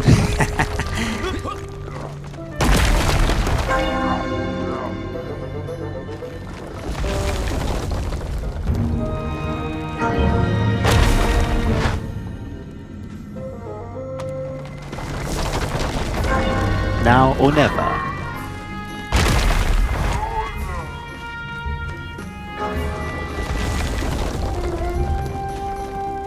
Oh yes, the Menk for here, all right. Which meant whatever dastardly scheme Toll had, it was to be enacted on these burning sands. And you will explain this in due course, I imagine. Eminently, General. What you need to know first is this. I have told you already how parts of the devices the enslaved Menk were forced to wear came from the surface. Radio parts and so on, yes, from what you have told me. Assuming there were plenty of lost ships in the ocean as you claim, for Toll to have dredged up what he needed to assemble them. Aha! Good! You are one step ahead of me, General. I said assuming. Of course, assuming. Now, as I gazed in awe at the buildings rising and falling around me, I realized that the other major component of those mind-controlling helmets was crystal. Toll had raided Lemuria for it. He knew the city. He knew the crystals could amplify vibrations and waves, and was using them to boost the signal of the radio parts to exert his control over the Menk. Which meant...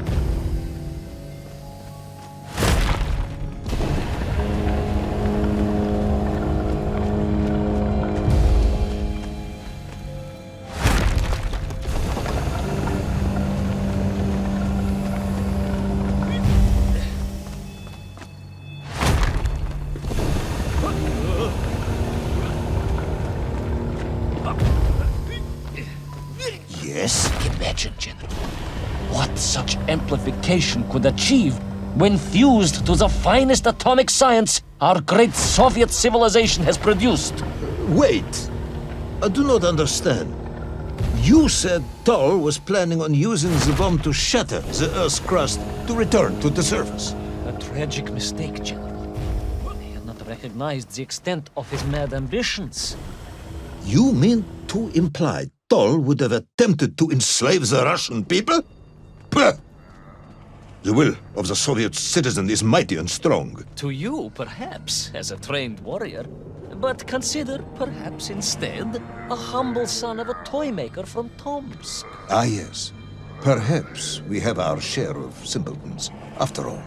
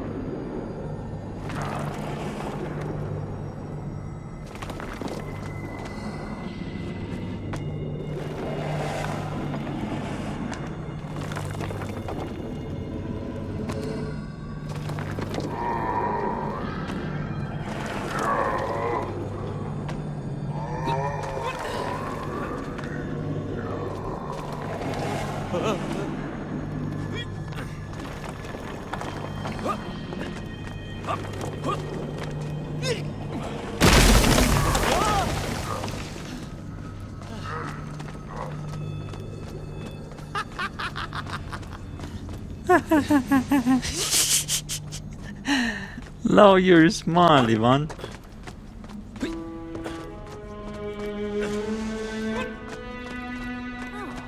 The vast pictograms told of a history of wonders. Oh. They seem to suggest the Lemurians were travelers from another world, where a mysterious clock seemed to stand. That is very mysterious. As mysterious as the location of little Orpheus, perhaps. Ah, yes, of course, General. I am just getting to that. Yeah, very mysterious indeed.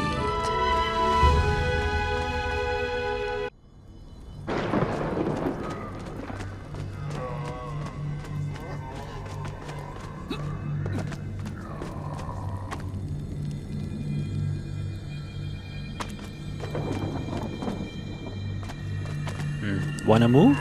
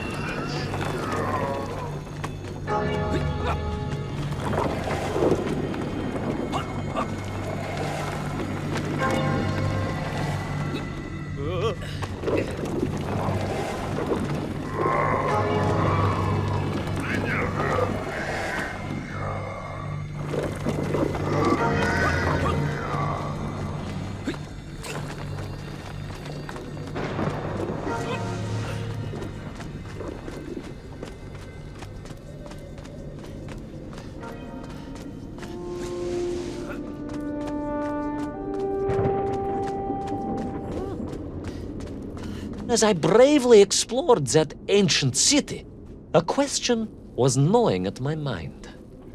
What did it mean that the Lemurians had foreseen the coming of Tol? And who was the man from above that was celebrated as the savior of the Mength? It was almost as if they could read the future in their crystals.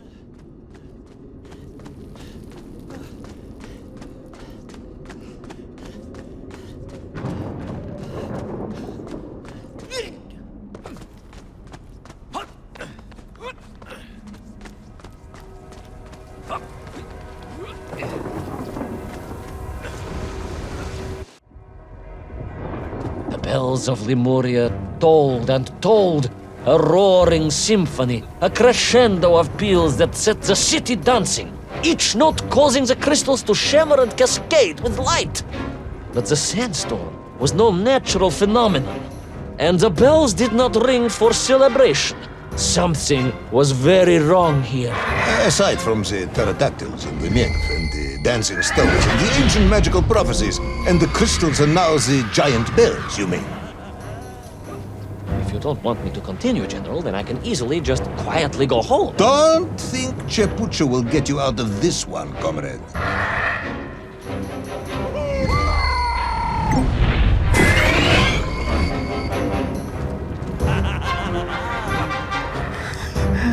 Oh, another coming.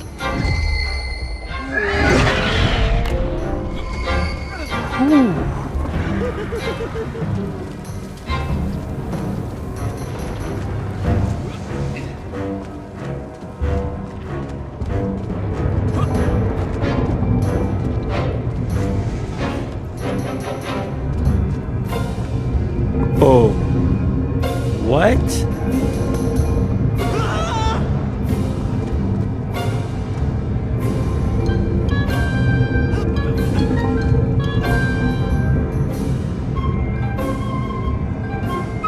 Oh, that's the crystal. Broken crystal?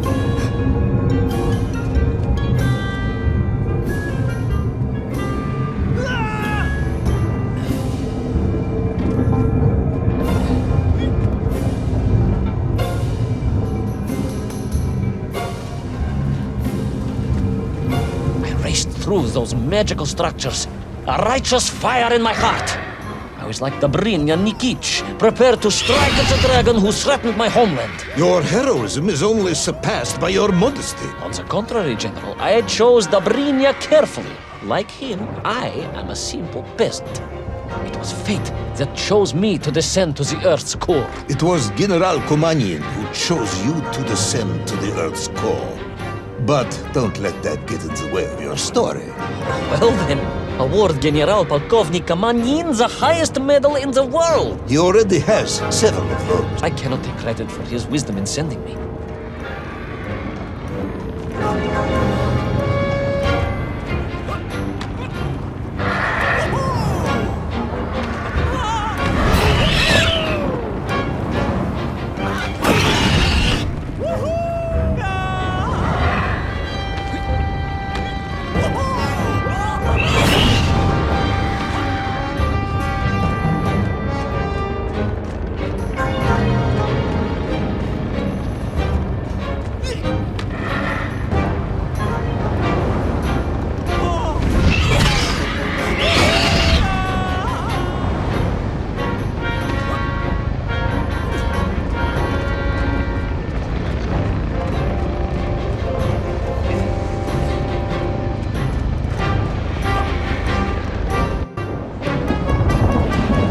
Was once a rocket drill ship, built to burrow into the Earth, was now a mighty vessel, repurposed to blast off into the skies.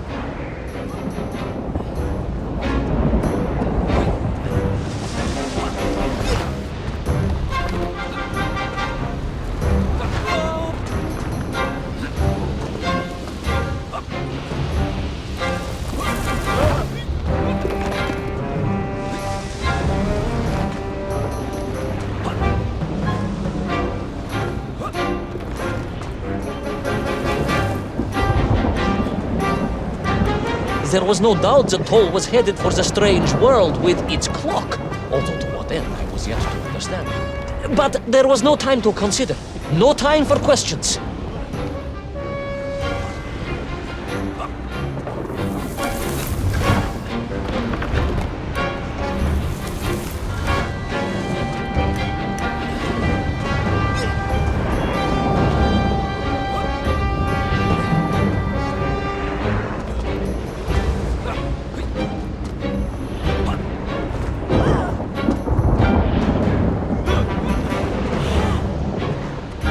Was on the rocket. Little Orpheus was on the rocket. And wherever they were headed, I must head there too, to thwart his plans, recover my drill, and save the world!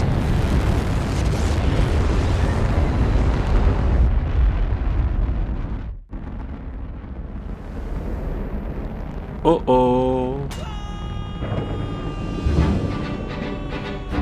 Will our enthusiastic yet disorientated hero be burnt to a cinder by the rocket's engines? Will he be smashed into the rock that surely must be beyond the Lemurian skies? Does Nikolai Petrovich Kamanian really need any more medals? What was the strange clock, and what could it all mean? All of these questions, and more, will be answered, if you're extremely lucky, in the next exciting episode of Little Orpheus! Alright, let's go to the next episode. Episode 7, Metagalacticus Interiorus, whatever it is.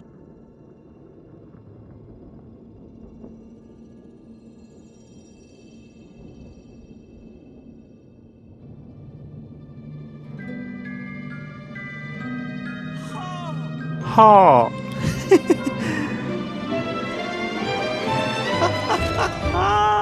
Laika! Are you stark raving mad?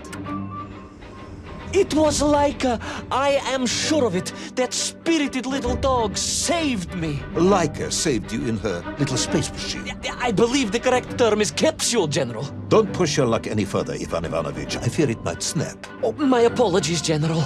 In my excitement to explain what I discovered on the far side of the Metagalacticus Interiorus, I got carried away.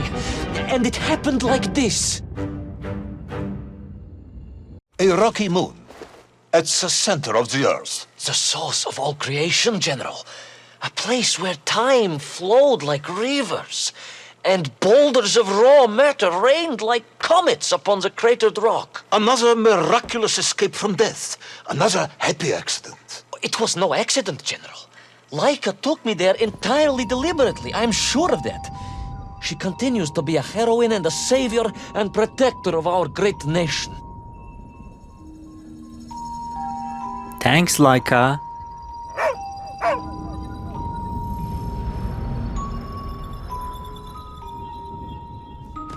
Laika died in orbit. No, General, she did not. She's very much alive and happy, and currently living several miles below our feet. Laika is dead, Ivan. She most certainly is not, General. This is the real world, Tavarish. A world where you did not go to the center of the Earth, and Laika died in orbit. In my world, General, Laika is still alive. A better world, some may argue. Very well. I will live in your world for a while longer, but time is running out. Ah, yes, time, General. I was just coming to that.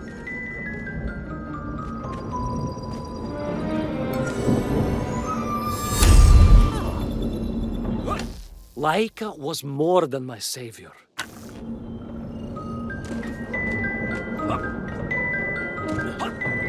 There in the distance it stood, enveloped in a mighty time storm. The world clock, General. The beating heart of all history. The axis mundi, the pillar of the world. Not enough to conquer Russia by drilling back to the surface with his magical mind-controlling atomic radio set then. No, General.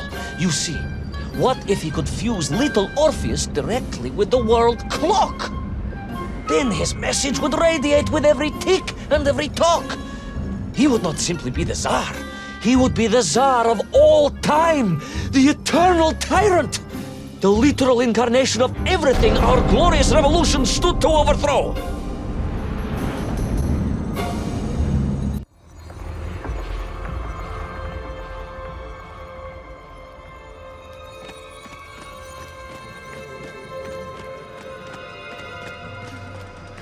Sonikiv! Uncanny, General. But it was somehow different. I felt no cold. The waves were motionless. Indeed, it was as if I had stepped free of those rivers of time and stood on entirely motionless ground. And there in the distance, What? debris from Tsarya and tall slave mines had washed up here, almost as if I were meant to find it. And there, amongst it, the winking of steel led me to a blasting cap, and a plan began to form.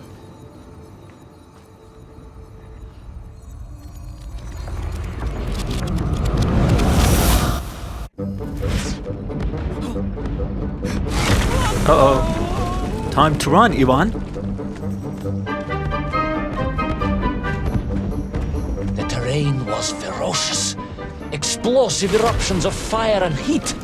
Thunderous emissions and lethal gases. Much like your cousin Pavel, perhaps, as a result of consuming all of those stolen eggs. Ah, General, you have been listening after all.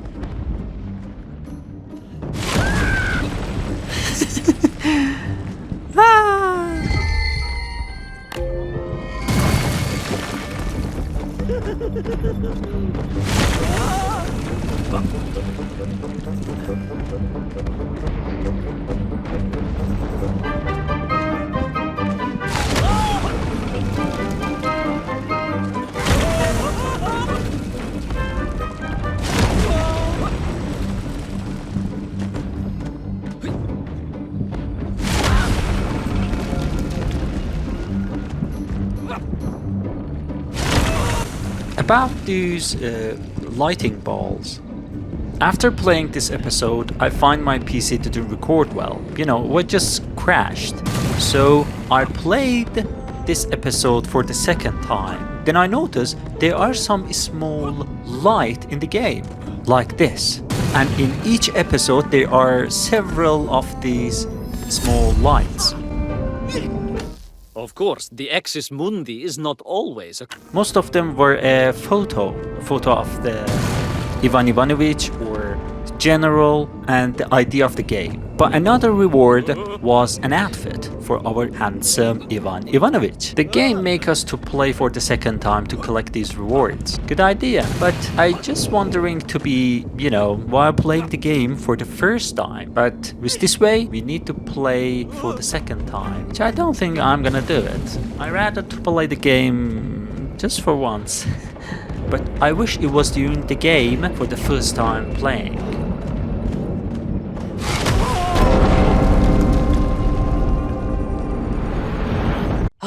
Again? But why? You are stalling, comrade. The clock is ticking. Tick-tock, tick-tock! Of course! In a flash of inspiration, I understood. It was all wrong, you see, General. That we can agree on. We should never have gone to the center, because without little Orpheus, Toll could not have become the tyrant he had. The rocket drill was his means to reach the world clock, but it was little Orpheus that enabled him. And the time itself, the world clock itself, was determined to make matters right. With a little help from you, of course. Merely a simple pawn in a game played upon a cosmic scale, General. But a pawn who understood that he was being given a second chance to grab a chunk of the explosive resin that wondrous city was built upon.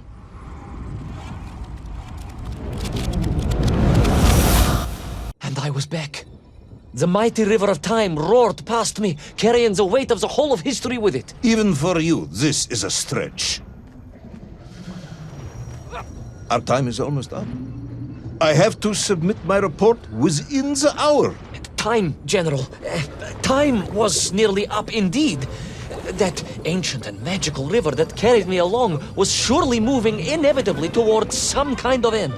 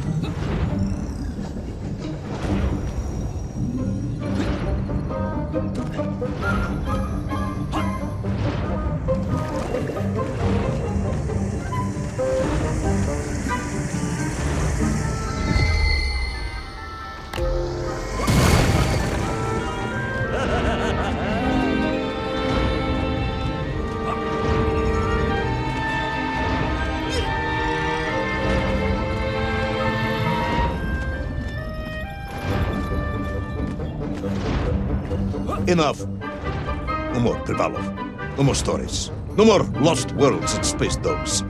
I'm full of it. It is nearly midnight, and you have not given me the Here is the outfit with Laika head, dragon head, and the others. adequate explanation for the whereabouts of little Orpheus and the atomic bomb. But, General, I am about to tell you what happened when I finally caught up with the villain Toll. I do not care, Tavarish. I simply do not care. You have worn me down, and it is time to call a halt to this. I bear you no malice, comrade. In many ways, I admire you, but time is running out. Yes, General, yes. Time. Because it was time itself that suddenly appeared to be on my side.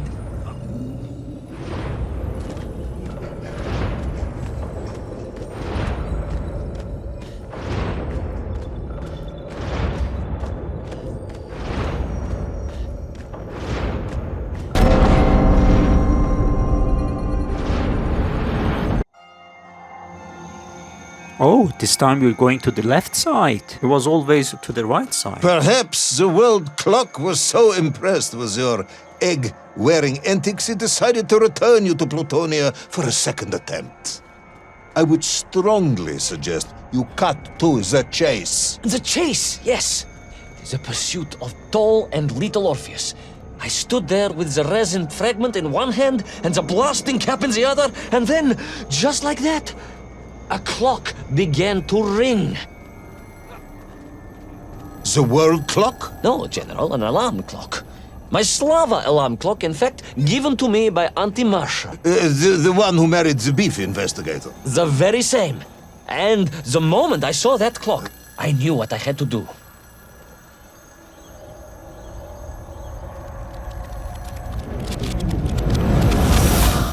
Yes, I'm waiting. A bomb, General. A bomb to destroy a bomb. So, you decided to build a bomb, eh? A bomb to destroy little Orpheus. It was a simple plan, really, General. Yes, you are very fond of your simple plans.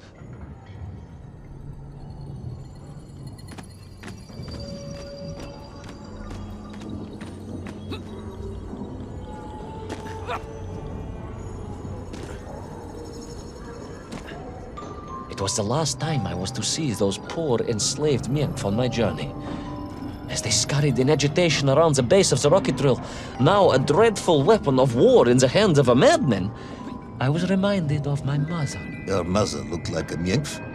That is extremely disrespectful, comrade. No, I meant I was raised by my mother from an early age, I love to tinker and build. I once made a fully operational shaving machine for face and body from the parts of an old muskfish. But it was nothing to the magical crystal-powered rocket ship that Toll constructed. Of course. My childhood memories of my father were all too brief. You are rambling, Comrade Privalov. Time is running out. Diany Rezinovi.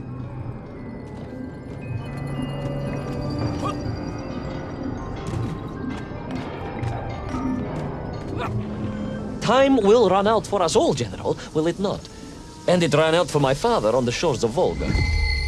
Your father fought at Stalingrad? He did, General. So did I. Well, so you see, General. Perhaps we are just the same, you and I. Perhaps we are all just Menkf in the end.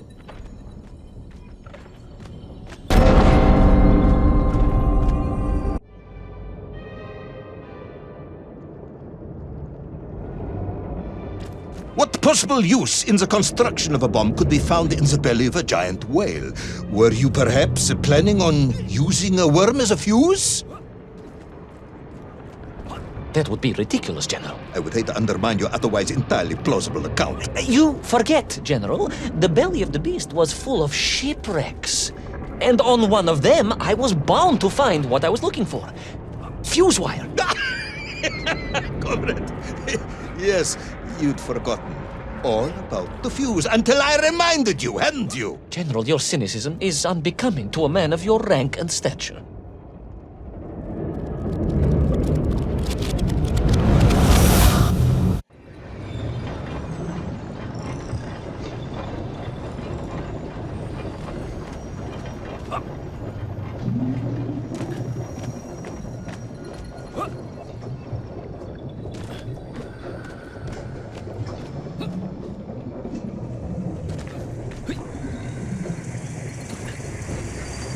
Be careful.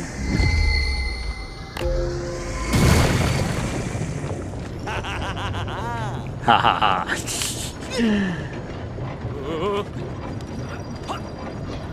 The clock was now ticking, General. Literally. I was surrounded by time, immersed in it, floating along a river of it on a raft made of history, seeking the next moment of opportunity to hurtle backwards amongst those lost worlds. I am a patient man, Tavarish. I lost 3 toes in the winter outside Sharkovskaya in 42. A drunken dentist removed 2 frostbitten toes and 1 perfectly healthy one. You may therefore consider me a man blessed with an uncommon level of endurance for discomfort. I hate visiting the dentist. My uncle Vanya was a dentist, and he was a deeply strange man, notwithstanding the love he felt for his pigs. Is what? He was a pig dentist, General. He always claimed that the human mouth presented an insufficient challenge. Let me challenge you, comrade. You will tell me what happened to little Orpheus. My patience is exhausted. I am done. But we are nearly there, General. The world clock was shortly to strike again and transport me... Well, who could guess where? Somewhere, maybe?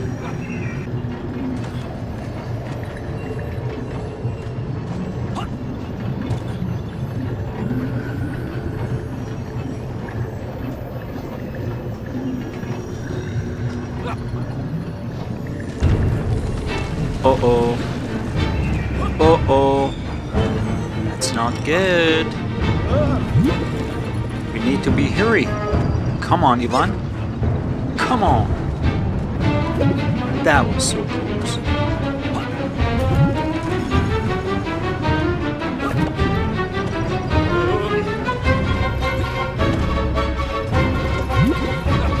We're almost there. Almost.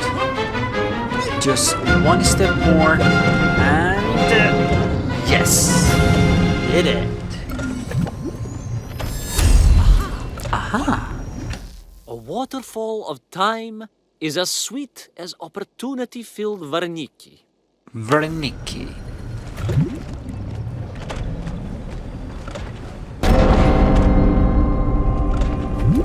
And so to the ocean floor, and that strange submerged city, and those poor lost vessels. To find a shell case to hold all of my scavenged ingredients, the last piece I needed to construct my bomb. Ah, yes, I have been waiting for this. General? Time, Ivan Ivanovich. Whilst you have rambled on and on about it, I have simply bided mine. I am a patient man, as I have said. Yes, I don't feel I paid enough attention to the story about your toes. Do you have specially made shoes? Enough!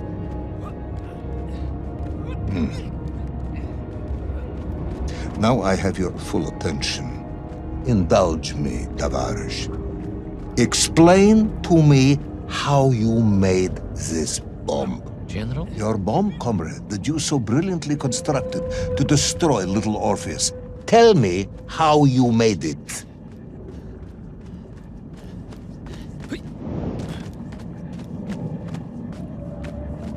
Come on, tell me, Devarish. Well, In detail. The type of detail that should present no problem to a man who is actually capable of building a bomb, which I suspect would be an entirely different man to one who cheated on his entrance exams for the cosmonaut program. Did you know that Laika was not a thoroughbred, but a scrappy little mongrel from Moscow's alleyways? A bradyaga! Space was not conquered by a great military expedition, but a brave stray with an appetite for adventure. Good to know.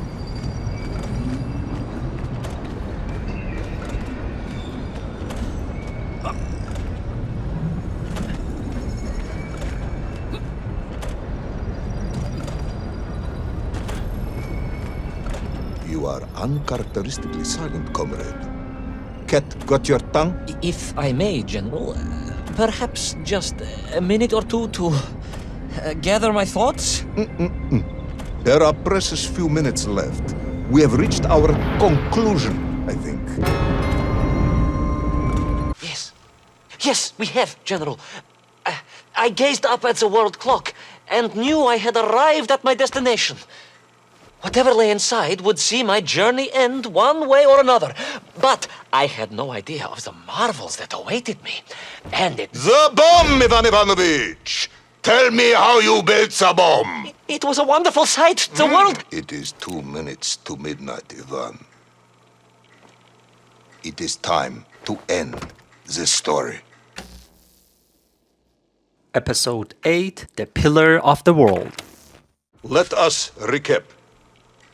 3 years ago, you were sent to the center of the Earth as part of a top-secret mission to ensure the delivery of little Orpheus, an atomic-powered capsule. You promptly vanished until you casually wandered up to Molodiyozhnaya station 3 years later, claiming to have saved the world but lost little Orpheus in the process. Is this correct? Yes, General, it is, but... You are charged with many crimes against the state, including desertion, lying to a superior officer, and sedition. Any one of these charges bears the punishment of execution by firing squad.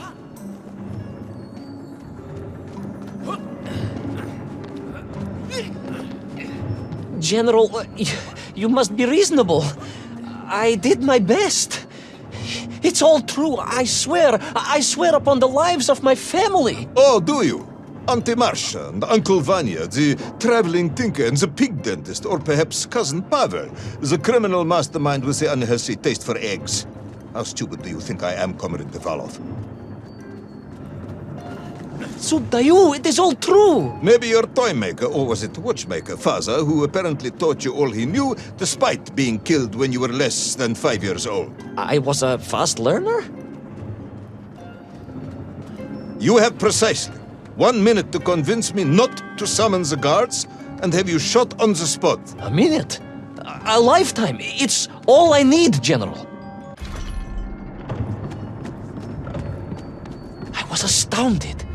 My father, I told you, I think I told you, he was a toy maker, and he often played with clockwork parts. Tavarish. But this made all those childhood wonders pale into insignificance. And it was fortunate indeed that my uncle... Vanya, the pig dentist? No, my other uncle, Sasha, had taken me mountaineering in the Urals during my childhood, for it was only by scaling these giant mechanical parts that I would reach little Orpheus. Yes, I had been thinking that it seems awfully convenient that you were such an accomplished climber. I don't, however, recall any mention of this Uncle Sasha in your file. He was a very private A man. very unlikely man. That was Uncle Sasha's blessing and his curse.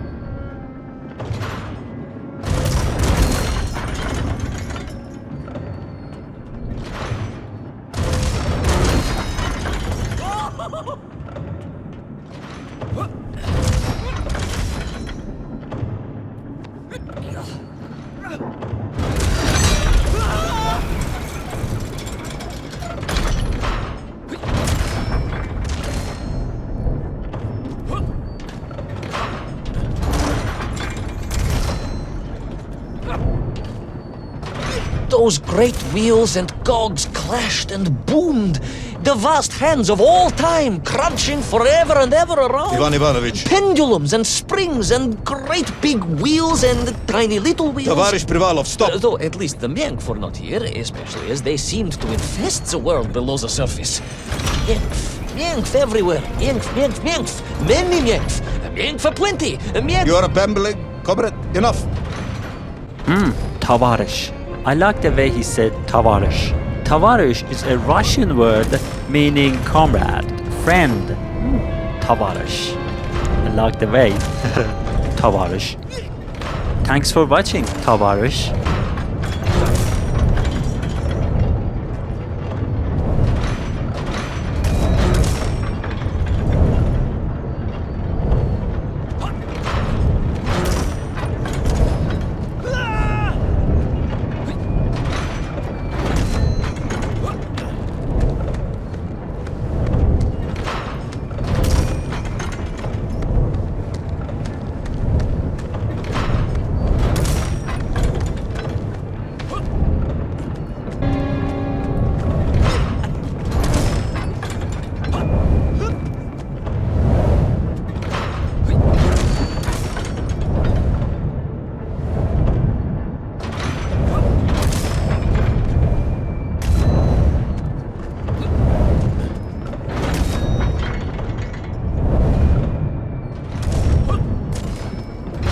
But where was Toll?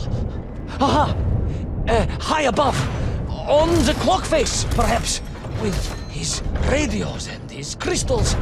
Now, if I could just reach him, I could use the bomb. There is no bomb. You have no idea how to make a bomb. You have no idea about how to do anything one might actually expect of a cosmonaut. The bomb? Ivan Ivanovich! Time is up. I like the Russian languages. I wish I have a chance to learn. Or maybe one day traveling to the Moscow? Well, I hope so. Stop talking, Tavarish. You don't know what happens next. It is obvious. You've done very well. I applaud you for your efforts and your story. It is a wonderful tale, Comrade Privalov. I have enjoyed it immensely. But every story needs an ending. And it is clear yours does not have one. I just need more time. I think that even if I gave you all the time in the world, it would not be enough. No, General. I can do this. That is, I remember what happens next. I just need to catch my breath and compose myself. We both know how this story ends, comrade. But little Orpheus, you haven't heard what happened. We will find out soon enough. You will be executed, and another expedition will be sent. No, you cannot. You cannot. We must never go back. You don't understand. Make me, then. Make me understand. I am a kind man, although you may not believe this. I do not want to have you shot. So help me. Make me understand. Tell me what happened to little Orpheus.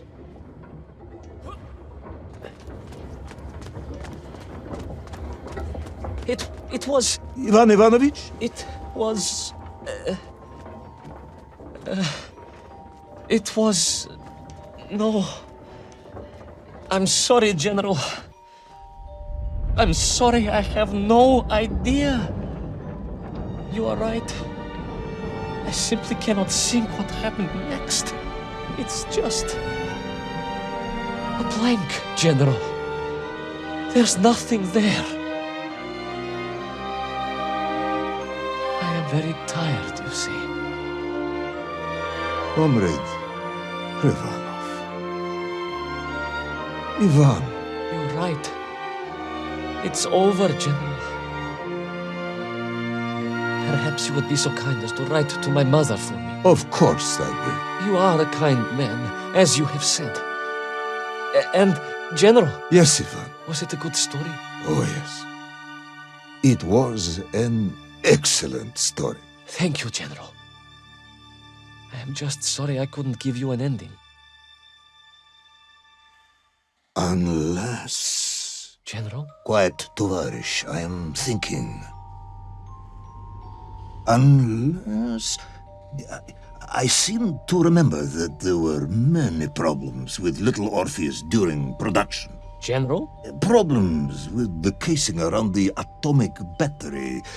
Concerns. Concerns, General? Yes, concerns. Unlikely though that might be. Yeah, it seems if I remember that it failed to secure properly. A sharp blow could spring the hatch and expose the fragile casing of the bomb to any would-be vandal. I'm not sure I follow you. A resourceful yet forgetful hero might, one would think, take advantage of that fact. But how, General? Where would I find something to strike it with? The son of a watchmaker would easily find something within a giant clock mechanism that resembled a hammer, surely. A hammer? Why, yes, General. I do remember now.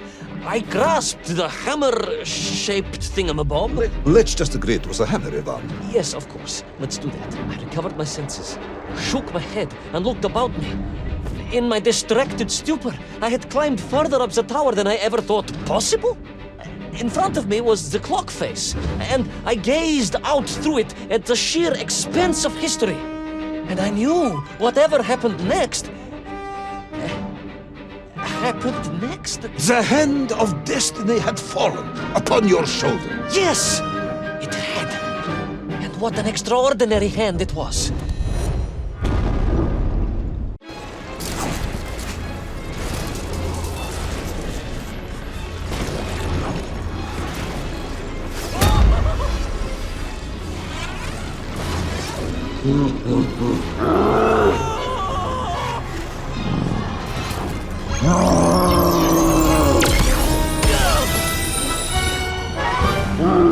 Whoa.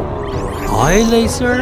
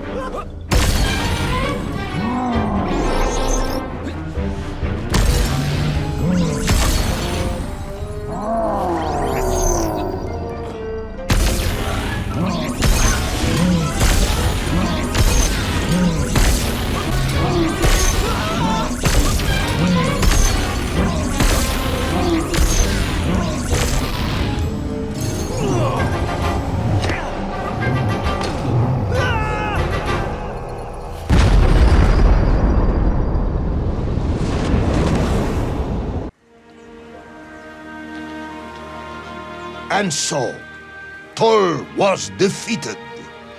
Little Orpheus destroyed, the bomb lost forever. Not just that, General. In that moment, time sprang back to its proper shape, and I found myself once more in Plutonia, the start of my journey. But the wound in the interior sky was gone. The drill was gone.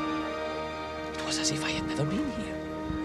And they were nymph, free and happy, without the tyranny of toll, free to pursue their simple lives. But we can never go back? Never, General.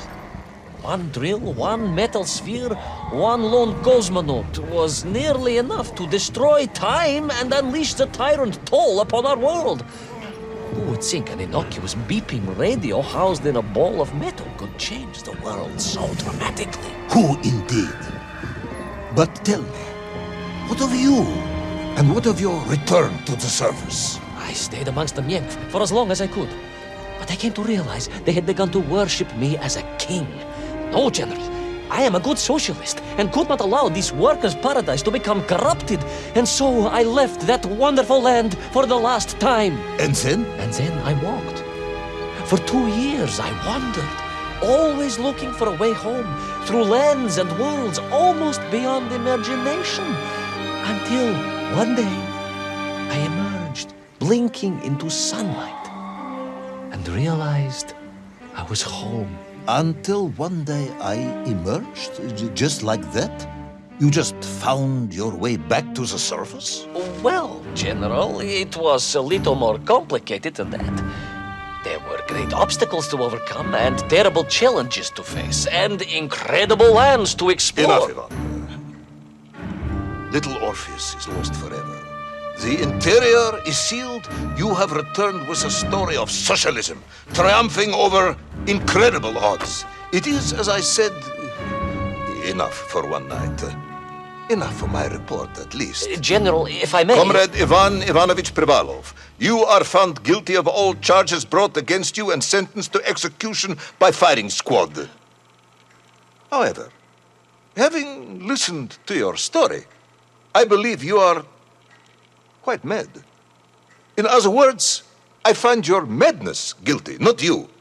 And we cannot execute madness. And indeed, there are lessons to be learned, even in the depths of this madness. Perhaps the Americans were right to send the chimp after all. So, General? Get out of my sight, Ivan. Go home. Enjoy a state pension as a madman. Just make sure I never see you again. Yes, General. Of course, General. Anything you say. I shall be small and quiet and live a life without excitement and... Out! Until one day I just emerged. Oh, very good, Tavarish. Very good indeed.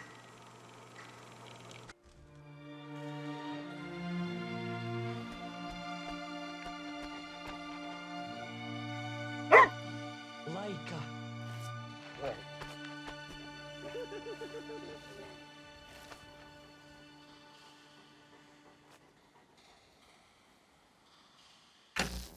Last episode, a rush of onion to the head. What? Who's the best space dog? Oh, где моя хорошая, хорошенькая моя, ты просто космическая. Eh? Who's the best hairy cosmonaut? It is indeed a lovely sunset, and it reminds me of the skies of Peru. I didn't? I never told you about the wonderful Sky City? Well, it was an extraordinary place, but one filled with dangers. Well, it might have been simple for you to cross it, but you were in a space capsule. I had to rely on my own 2 feet, my noshki. Feet which, I might add, had just crossed the interior, beaten the villain Toll, and helped inspire the Myenk to a workers' revolution.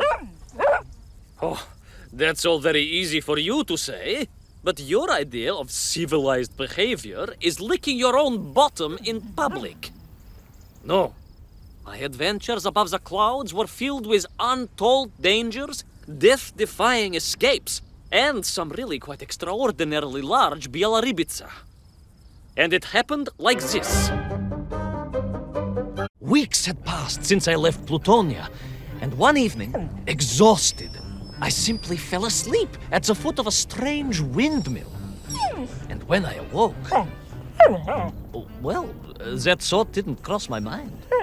I was exhausted after all.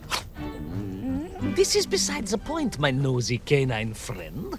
What matters is this. When I awoke, the windmill and the ground around it had been carried high into the air. What magic was this? Что за магия? As unlikely, perhaps, as a suitcase-sized dog orbiting the center of the Earth for many years. Quite. Paddling and sailing in the sky? Wow, what an idea! Quick as a flash, Kakmonia, my training leapt into play, and I began to paddle the strange contraption through the clouds in search of answers.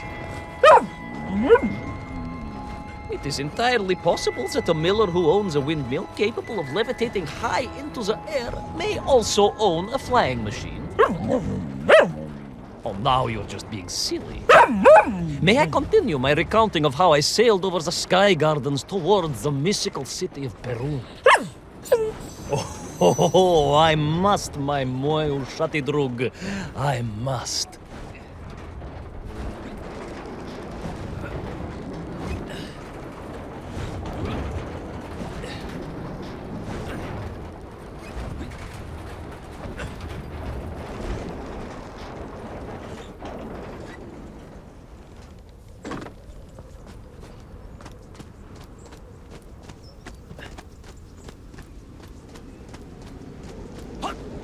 What? Oh.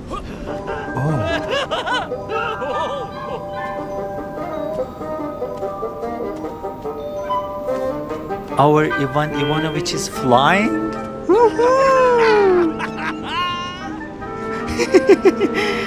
This is fantastic.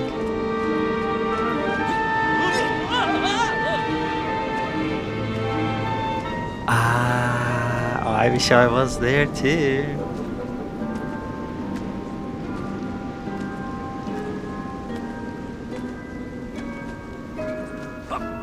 What powerful emanations! What mighty gusts! What an epic shkval! They reminded me of Cousin Pavel, yes! But whereas his rearward zephyrs could curdle milk and tarnish the teaspoons, these magical wafts only serve to carry me aloft and onwards.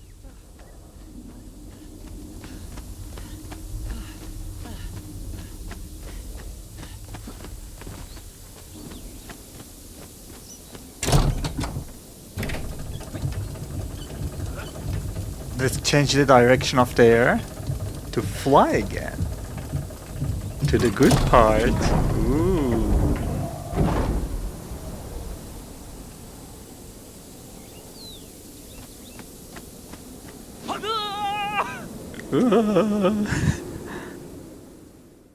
But something was afoot in the gardens of Perun. This horrid muck staining the surfaces and making my nose curl. Yes, it was positively Pavelian in scent. But it did not belong here.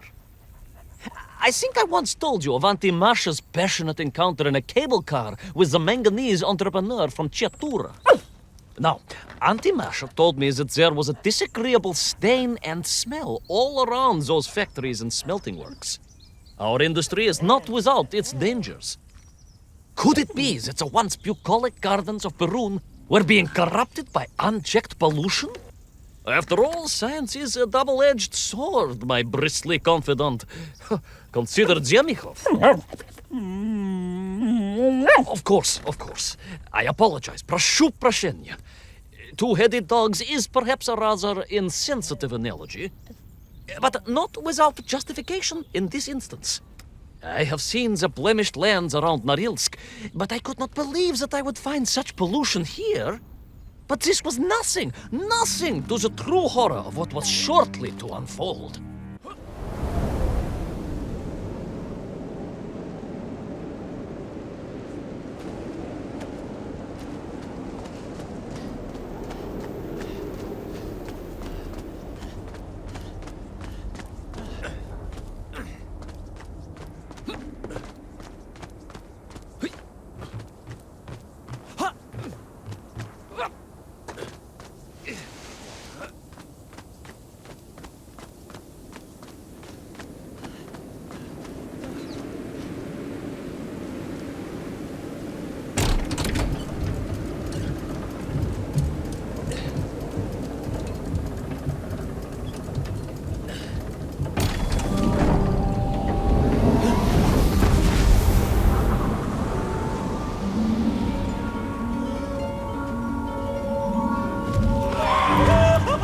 Whoa.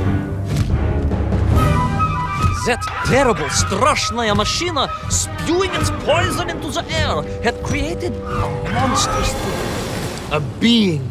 A malignant spoiler of the noble and pure. And it had taken on the form of its prey. Well, of course. No, конечно, I was the prey.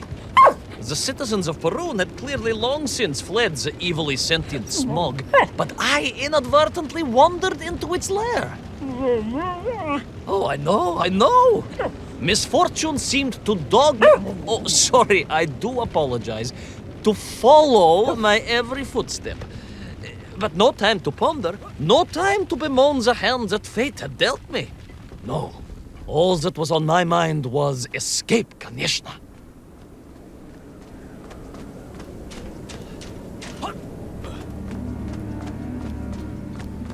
Oh, look at this.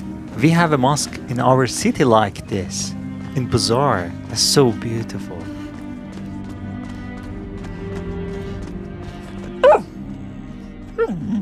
Yes, it was most interesting.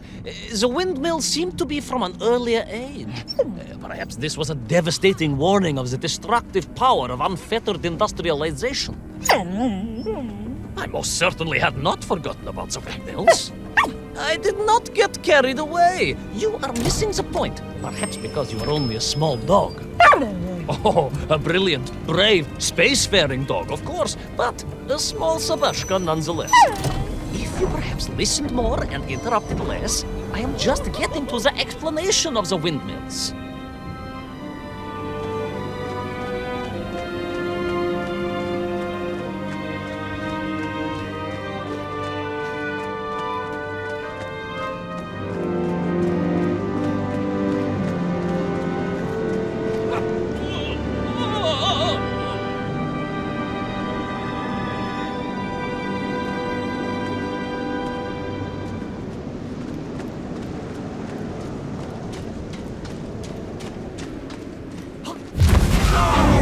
Oh, my.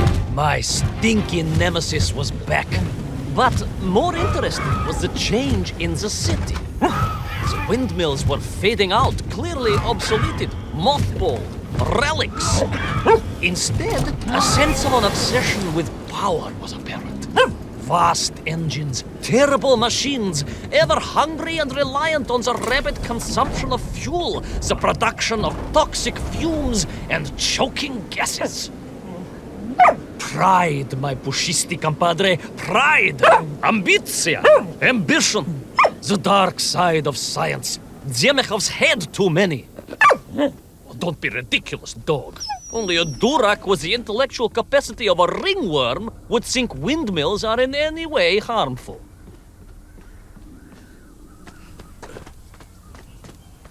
Oh, look at here.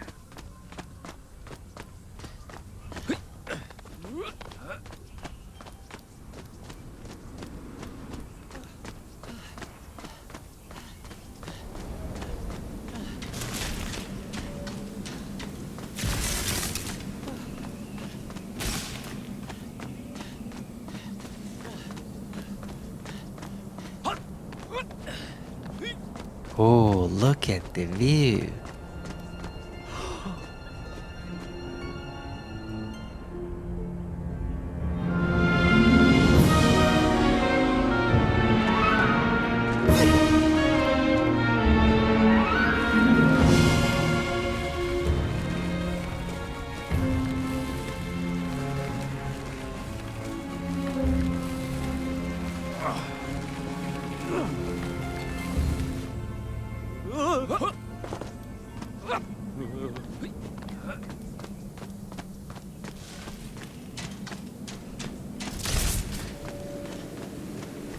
Oh, come on, Ivan.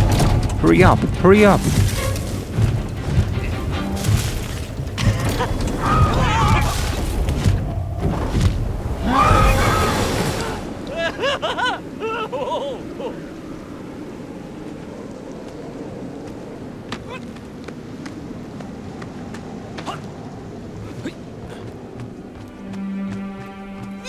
Of course, you never had much of a chance to travel.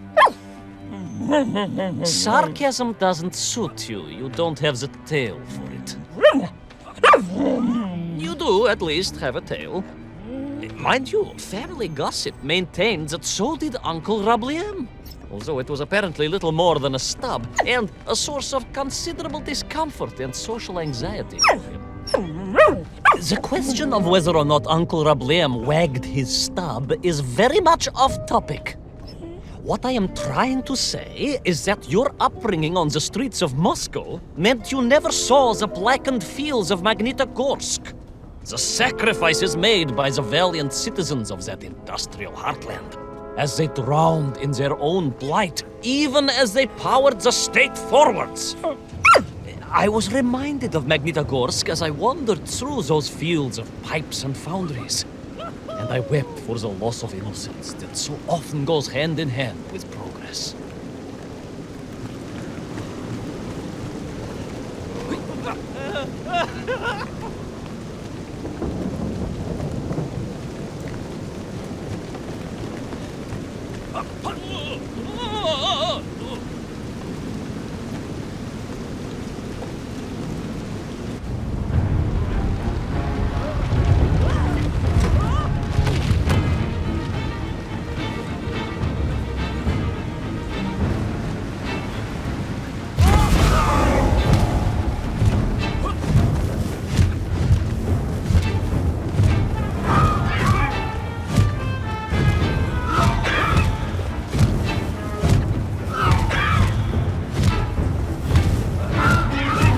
Real Ivanovich versus Pollution Ivanovich.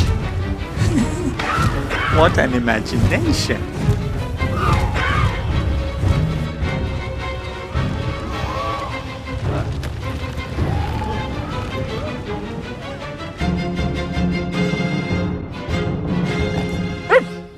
Indeed! I just evaded the slimy, oily grasp of that man-made Vadzinoi, his petroleum stink clogging my nostrils and making my head thump. And I felt a great stirring within me. Yes, much like, I assume, Cousin Pavel. May he never get loose again. But no, quite different. This was no volcanic upbubbling of gastric malintent. No, it was the roaring fires of justice once more ignited within me. I felt a swell of patriotic fervor and knew the hand of destiny had fallen on me once more. Yes, what a hand it was! I could not see this great wonder sink into an abyss of poison and bile. The Perunians may have been forced to abandon their city, but I had saved the world once before and was ready to answer the call again.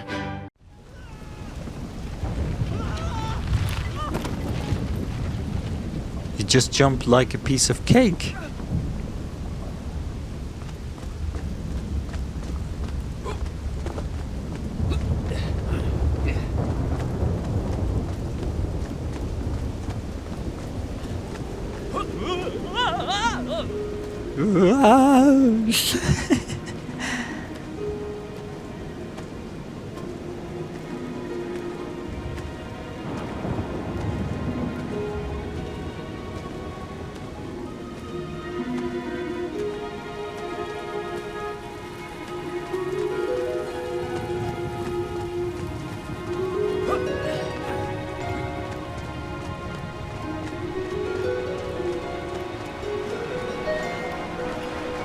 What strange metal Bielaribitsa clearly designed to swim through the air? I was amazed. And there was more. Beneath the fins, I spotted the apertures of hoses and was reminded of the time Auntie Agrafina devised a contraption to water all of her copious algae beds simultaneously with one flush of the toilet by a system of pipes and valves that ran throughout her house. Можно так сказать, in a manner of speaking, yes. Her algae were most irrigated, although her neighbor Victor was washing his trousers in the sink at the time and was bruised quite severely about the face and body. But these were no ordinary flying metal fish. They were designed to expel air, fresh air, and push back the polluted clouds. So we're definitely gonna fly with these fish, right? Hope so. Let's cross my finger.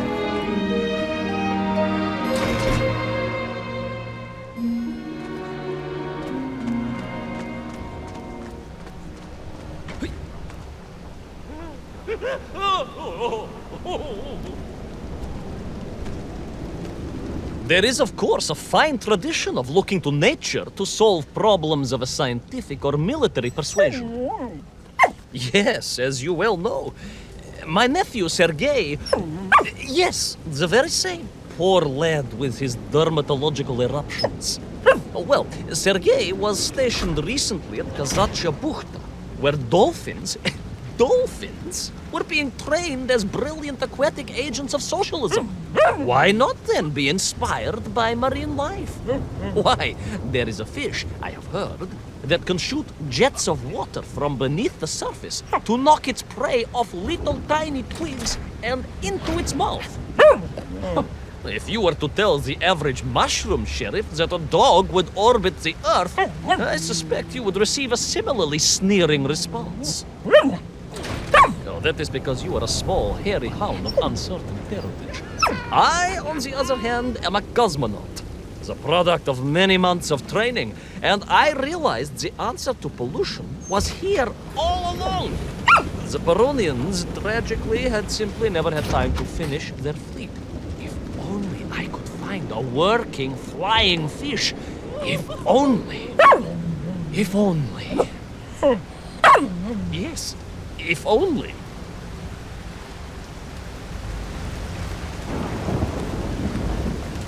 It made perfect sense, of course.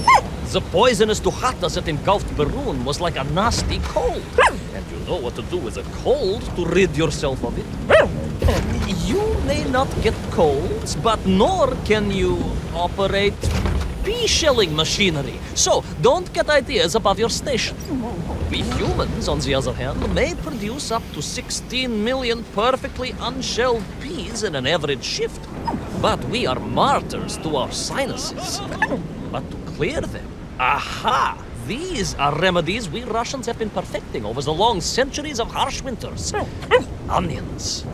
A quick snifter of onion oil will clear your head faster than a Pragviev can clear a hypothetical minefield.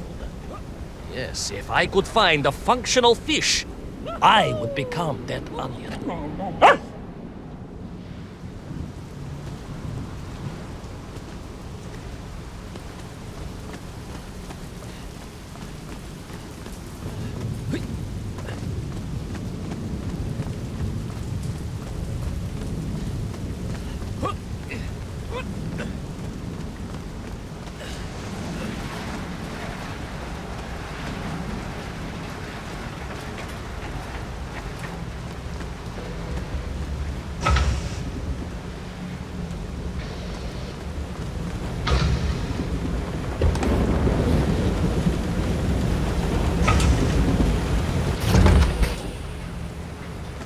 I suppose this one should be the hardest puzzle in the game.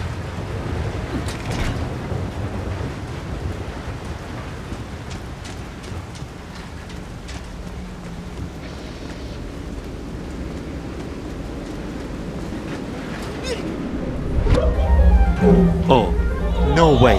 You're kidding. This is the best part ever.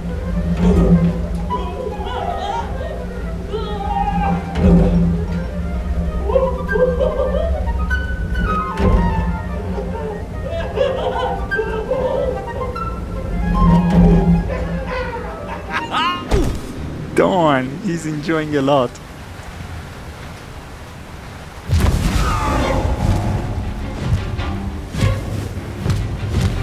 I was close. I could feel it. Yes, the working fish, the ribka. I could feel I was at the heart of Perun, and my noxious pursuer had renewed its chase with a terrible vigor.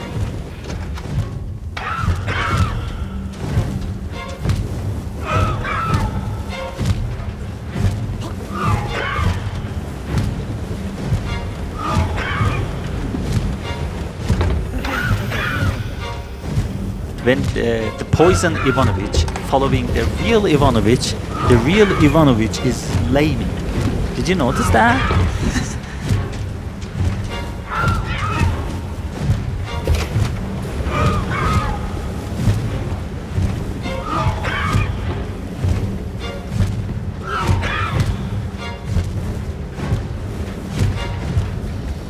Not far now. I just had to keep going, keep pushing. It's almost as if you knew, Pavel. Uncanny. Обалдеть.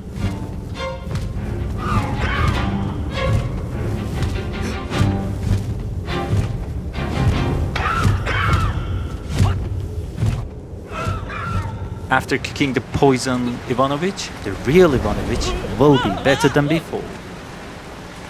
See? There she was.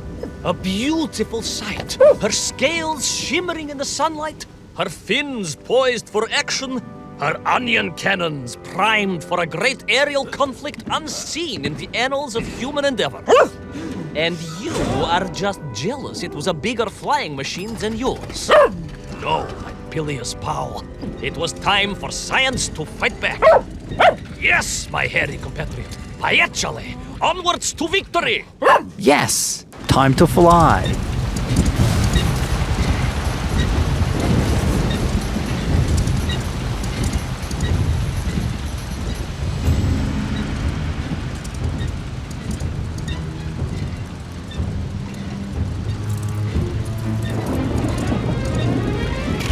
So we can fight.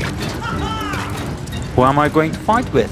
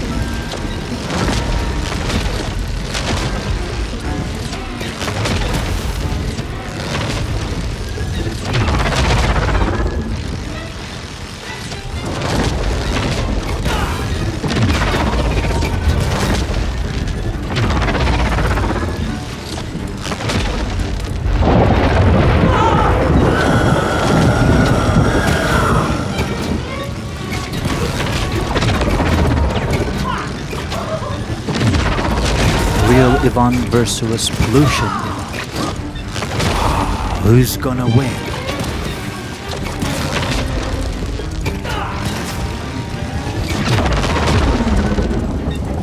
He screamed like this.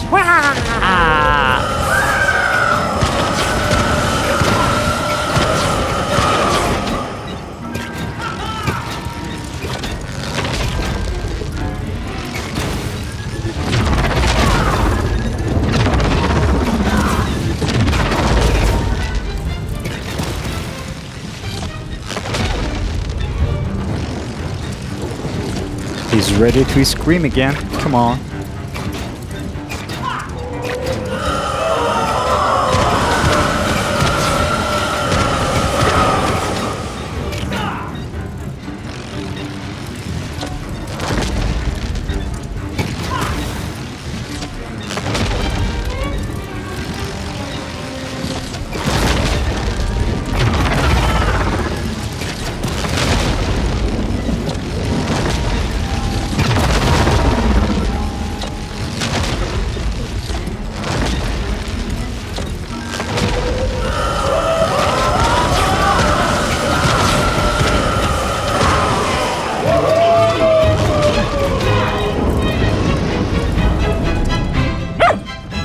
was a miracle. I found myself swooping through beautiful clear skies, the strange interior sunlight gleaming on the sides of my fishy vessel. I heard birds clear their little throats and begin their wondrous gvalt, the wind gently humming on the fins. And then, all of a sudden, under it all, well, you see, in my hurry, it didn't even occur to me to check how much fuel was carried in the strange craft. With a horrible splutter, the engines choked and died. And suddenly we were plummeting downwards towards our doom. I did not. A simple mistake that many have made. Why, my Aunt Agrafina met her untimely demise being late for a fungal sculpting seminar and making exactly the same error. Only, unfortunately, it left her stranded in sub-zero temperatures just outside Pravachitsinsk. She wasn't found until 18 years after her own funeral, but was perfectly preserved. Remarkable, really. It is beside the point, yes. So, there I was. My fabulous ship had become a terrible prison. I was hurtling to my almost certain death. My triumph turned to tragedy. But then... well, you know what happened next. Even so, mooi magnati drug, that is a story for another time.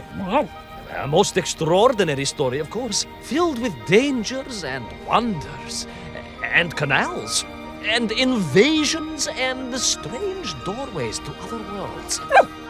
But perhaps too long a story for now. Long story, but funny story indeed. Yes, indeed, my canine tavarish. Time for soup. Auntie Agrafina's famous borscht. Coming? Thanks for watching. See you in another game. You know, I think you really did have the happier time in Peru. The benefits of being a suitcase-sized dog in a little space machine, perhaps. Yes, the correct term is indeed capsule, as I told the general once. Why, a letter just the other week.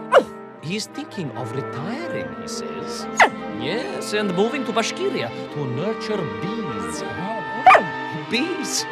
It surprised me too. I thought if animal husbandry was to be his passion, it would be a large, manly animal like elk, or bears, or a caban. Perhaps the bees he is thinking of are particularly militaristic.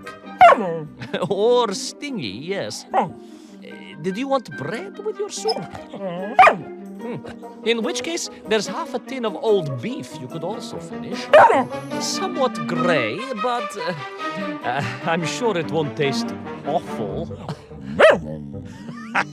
Yes, my four-legged associate. Now, did I ever tell you the story of when Uncle Rablien got his stub ensnared in the seat of a wicker chair in the finest fish restaurant in the whole of Taliatsia?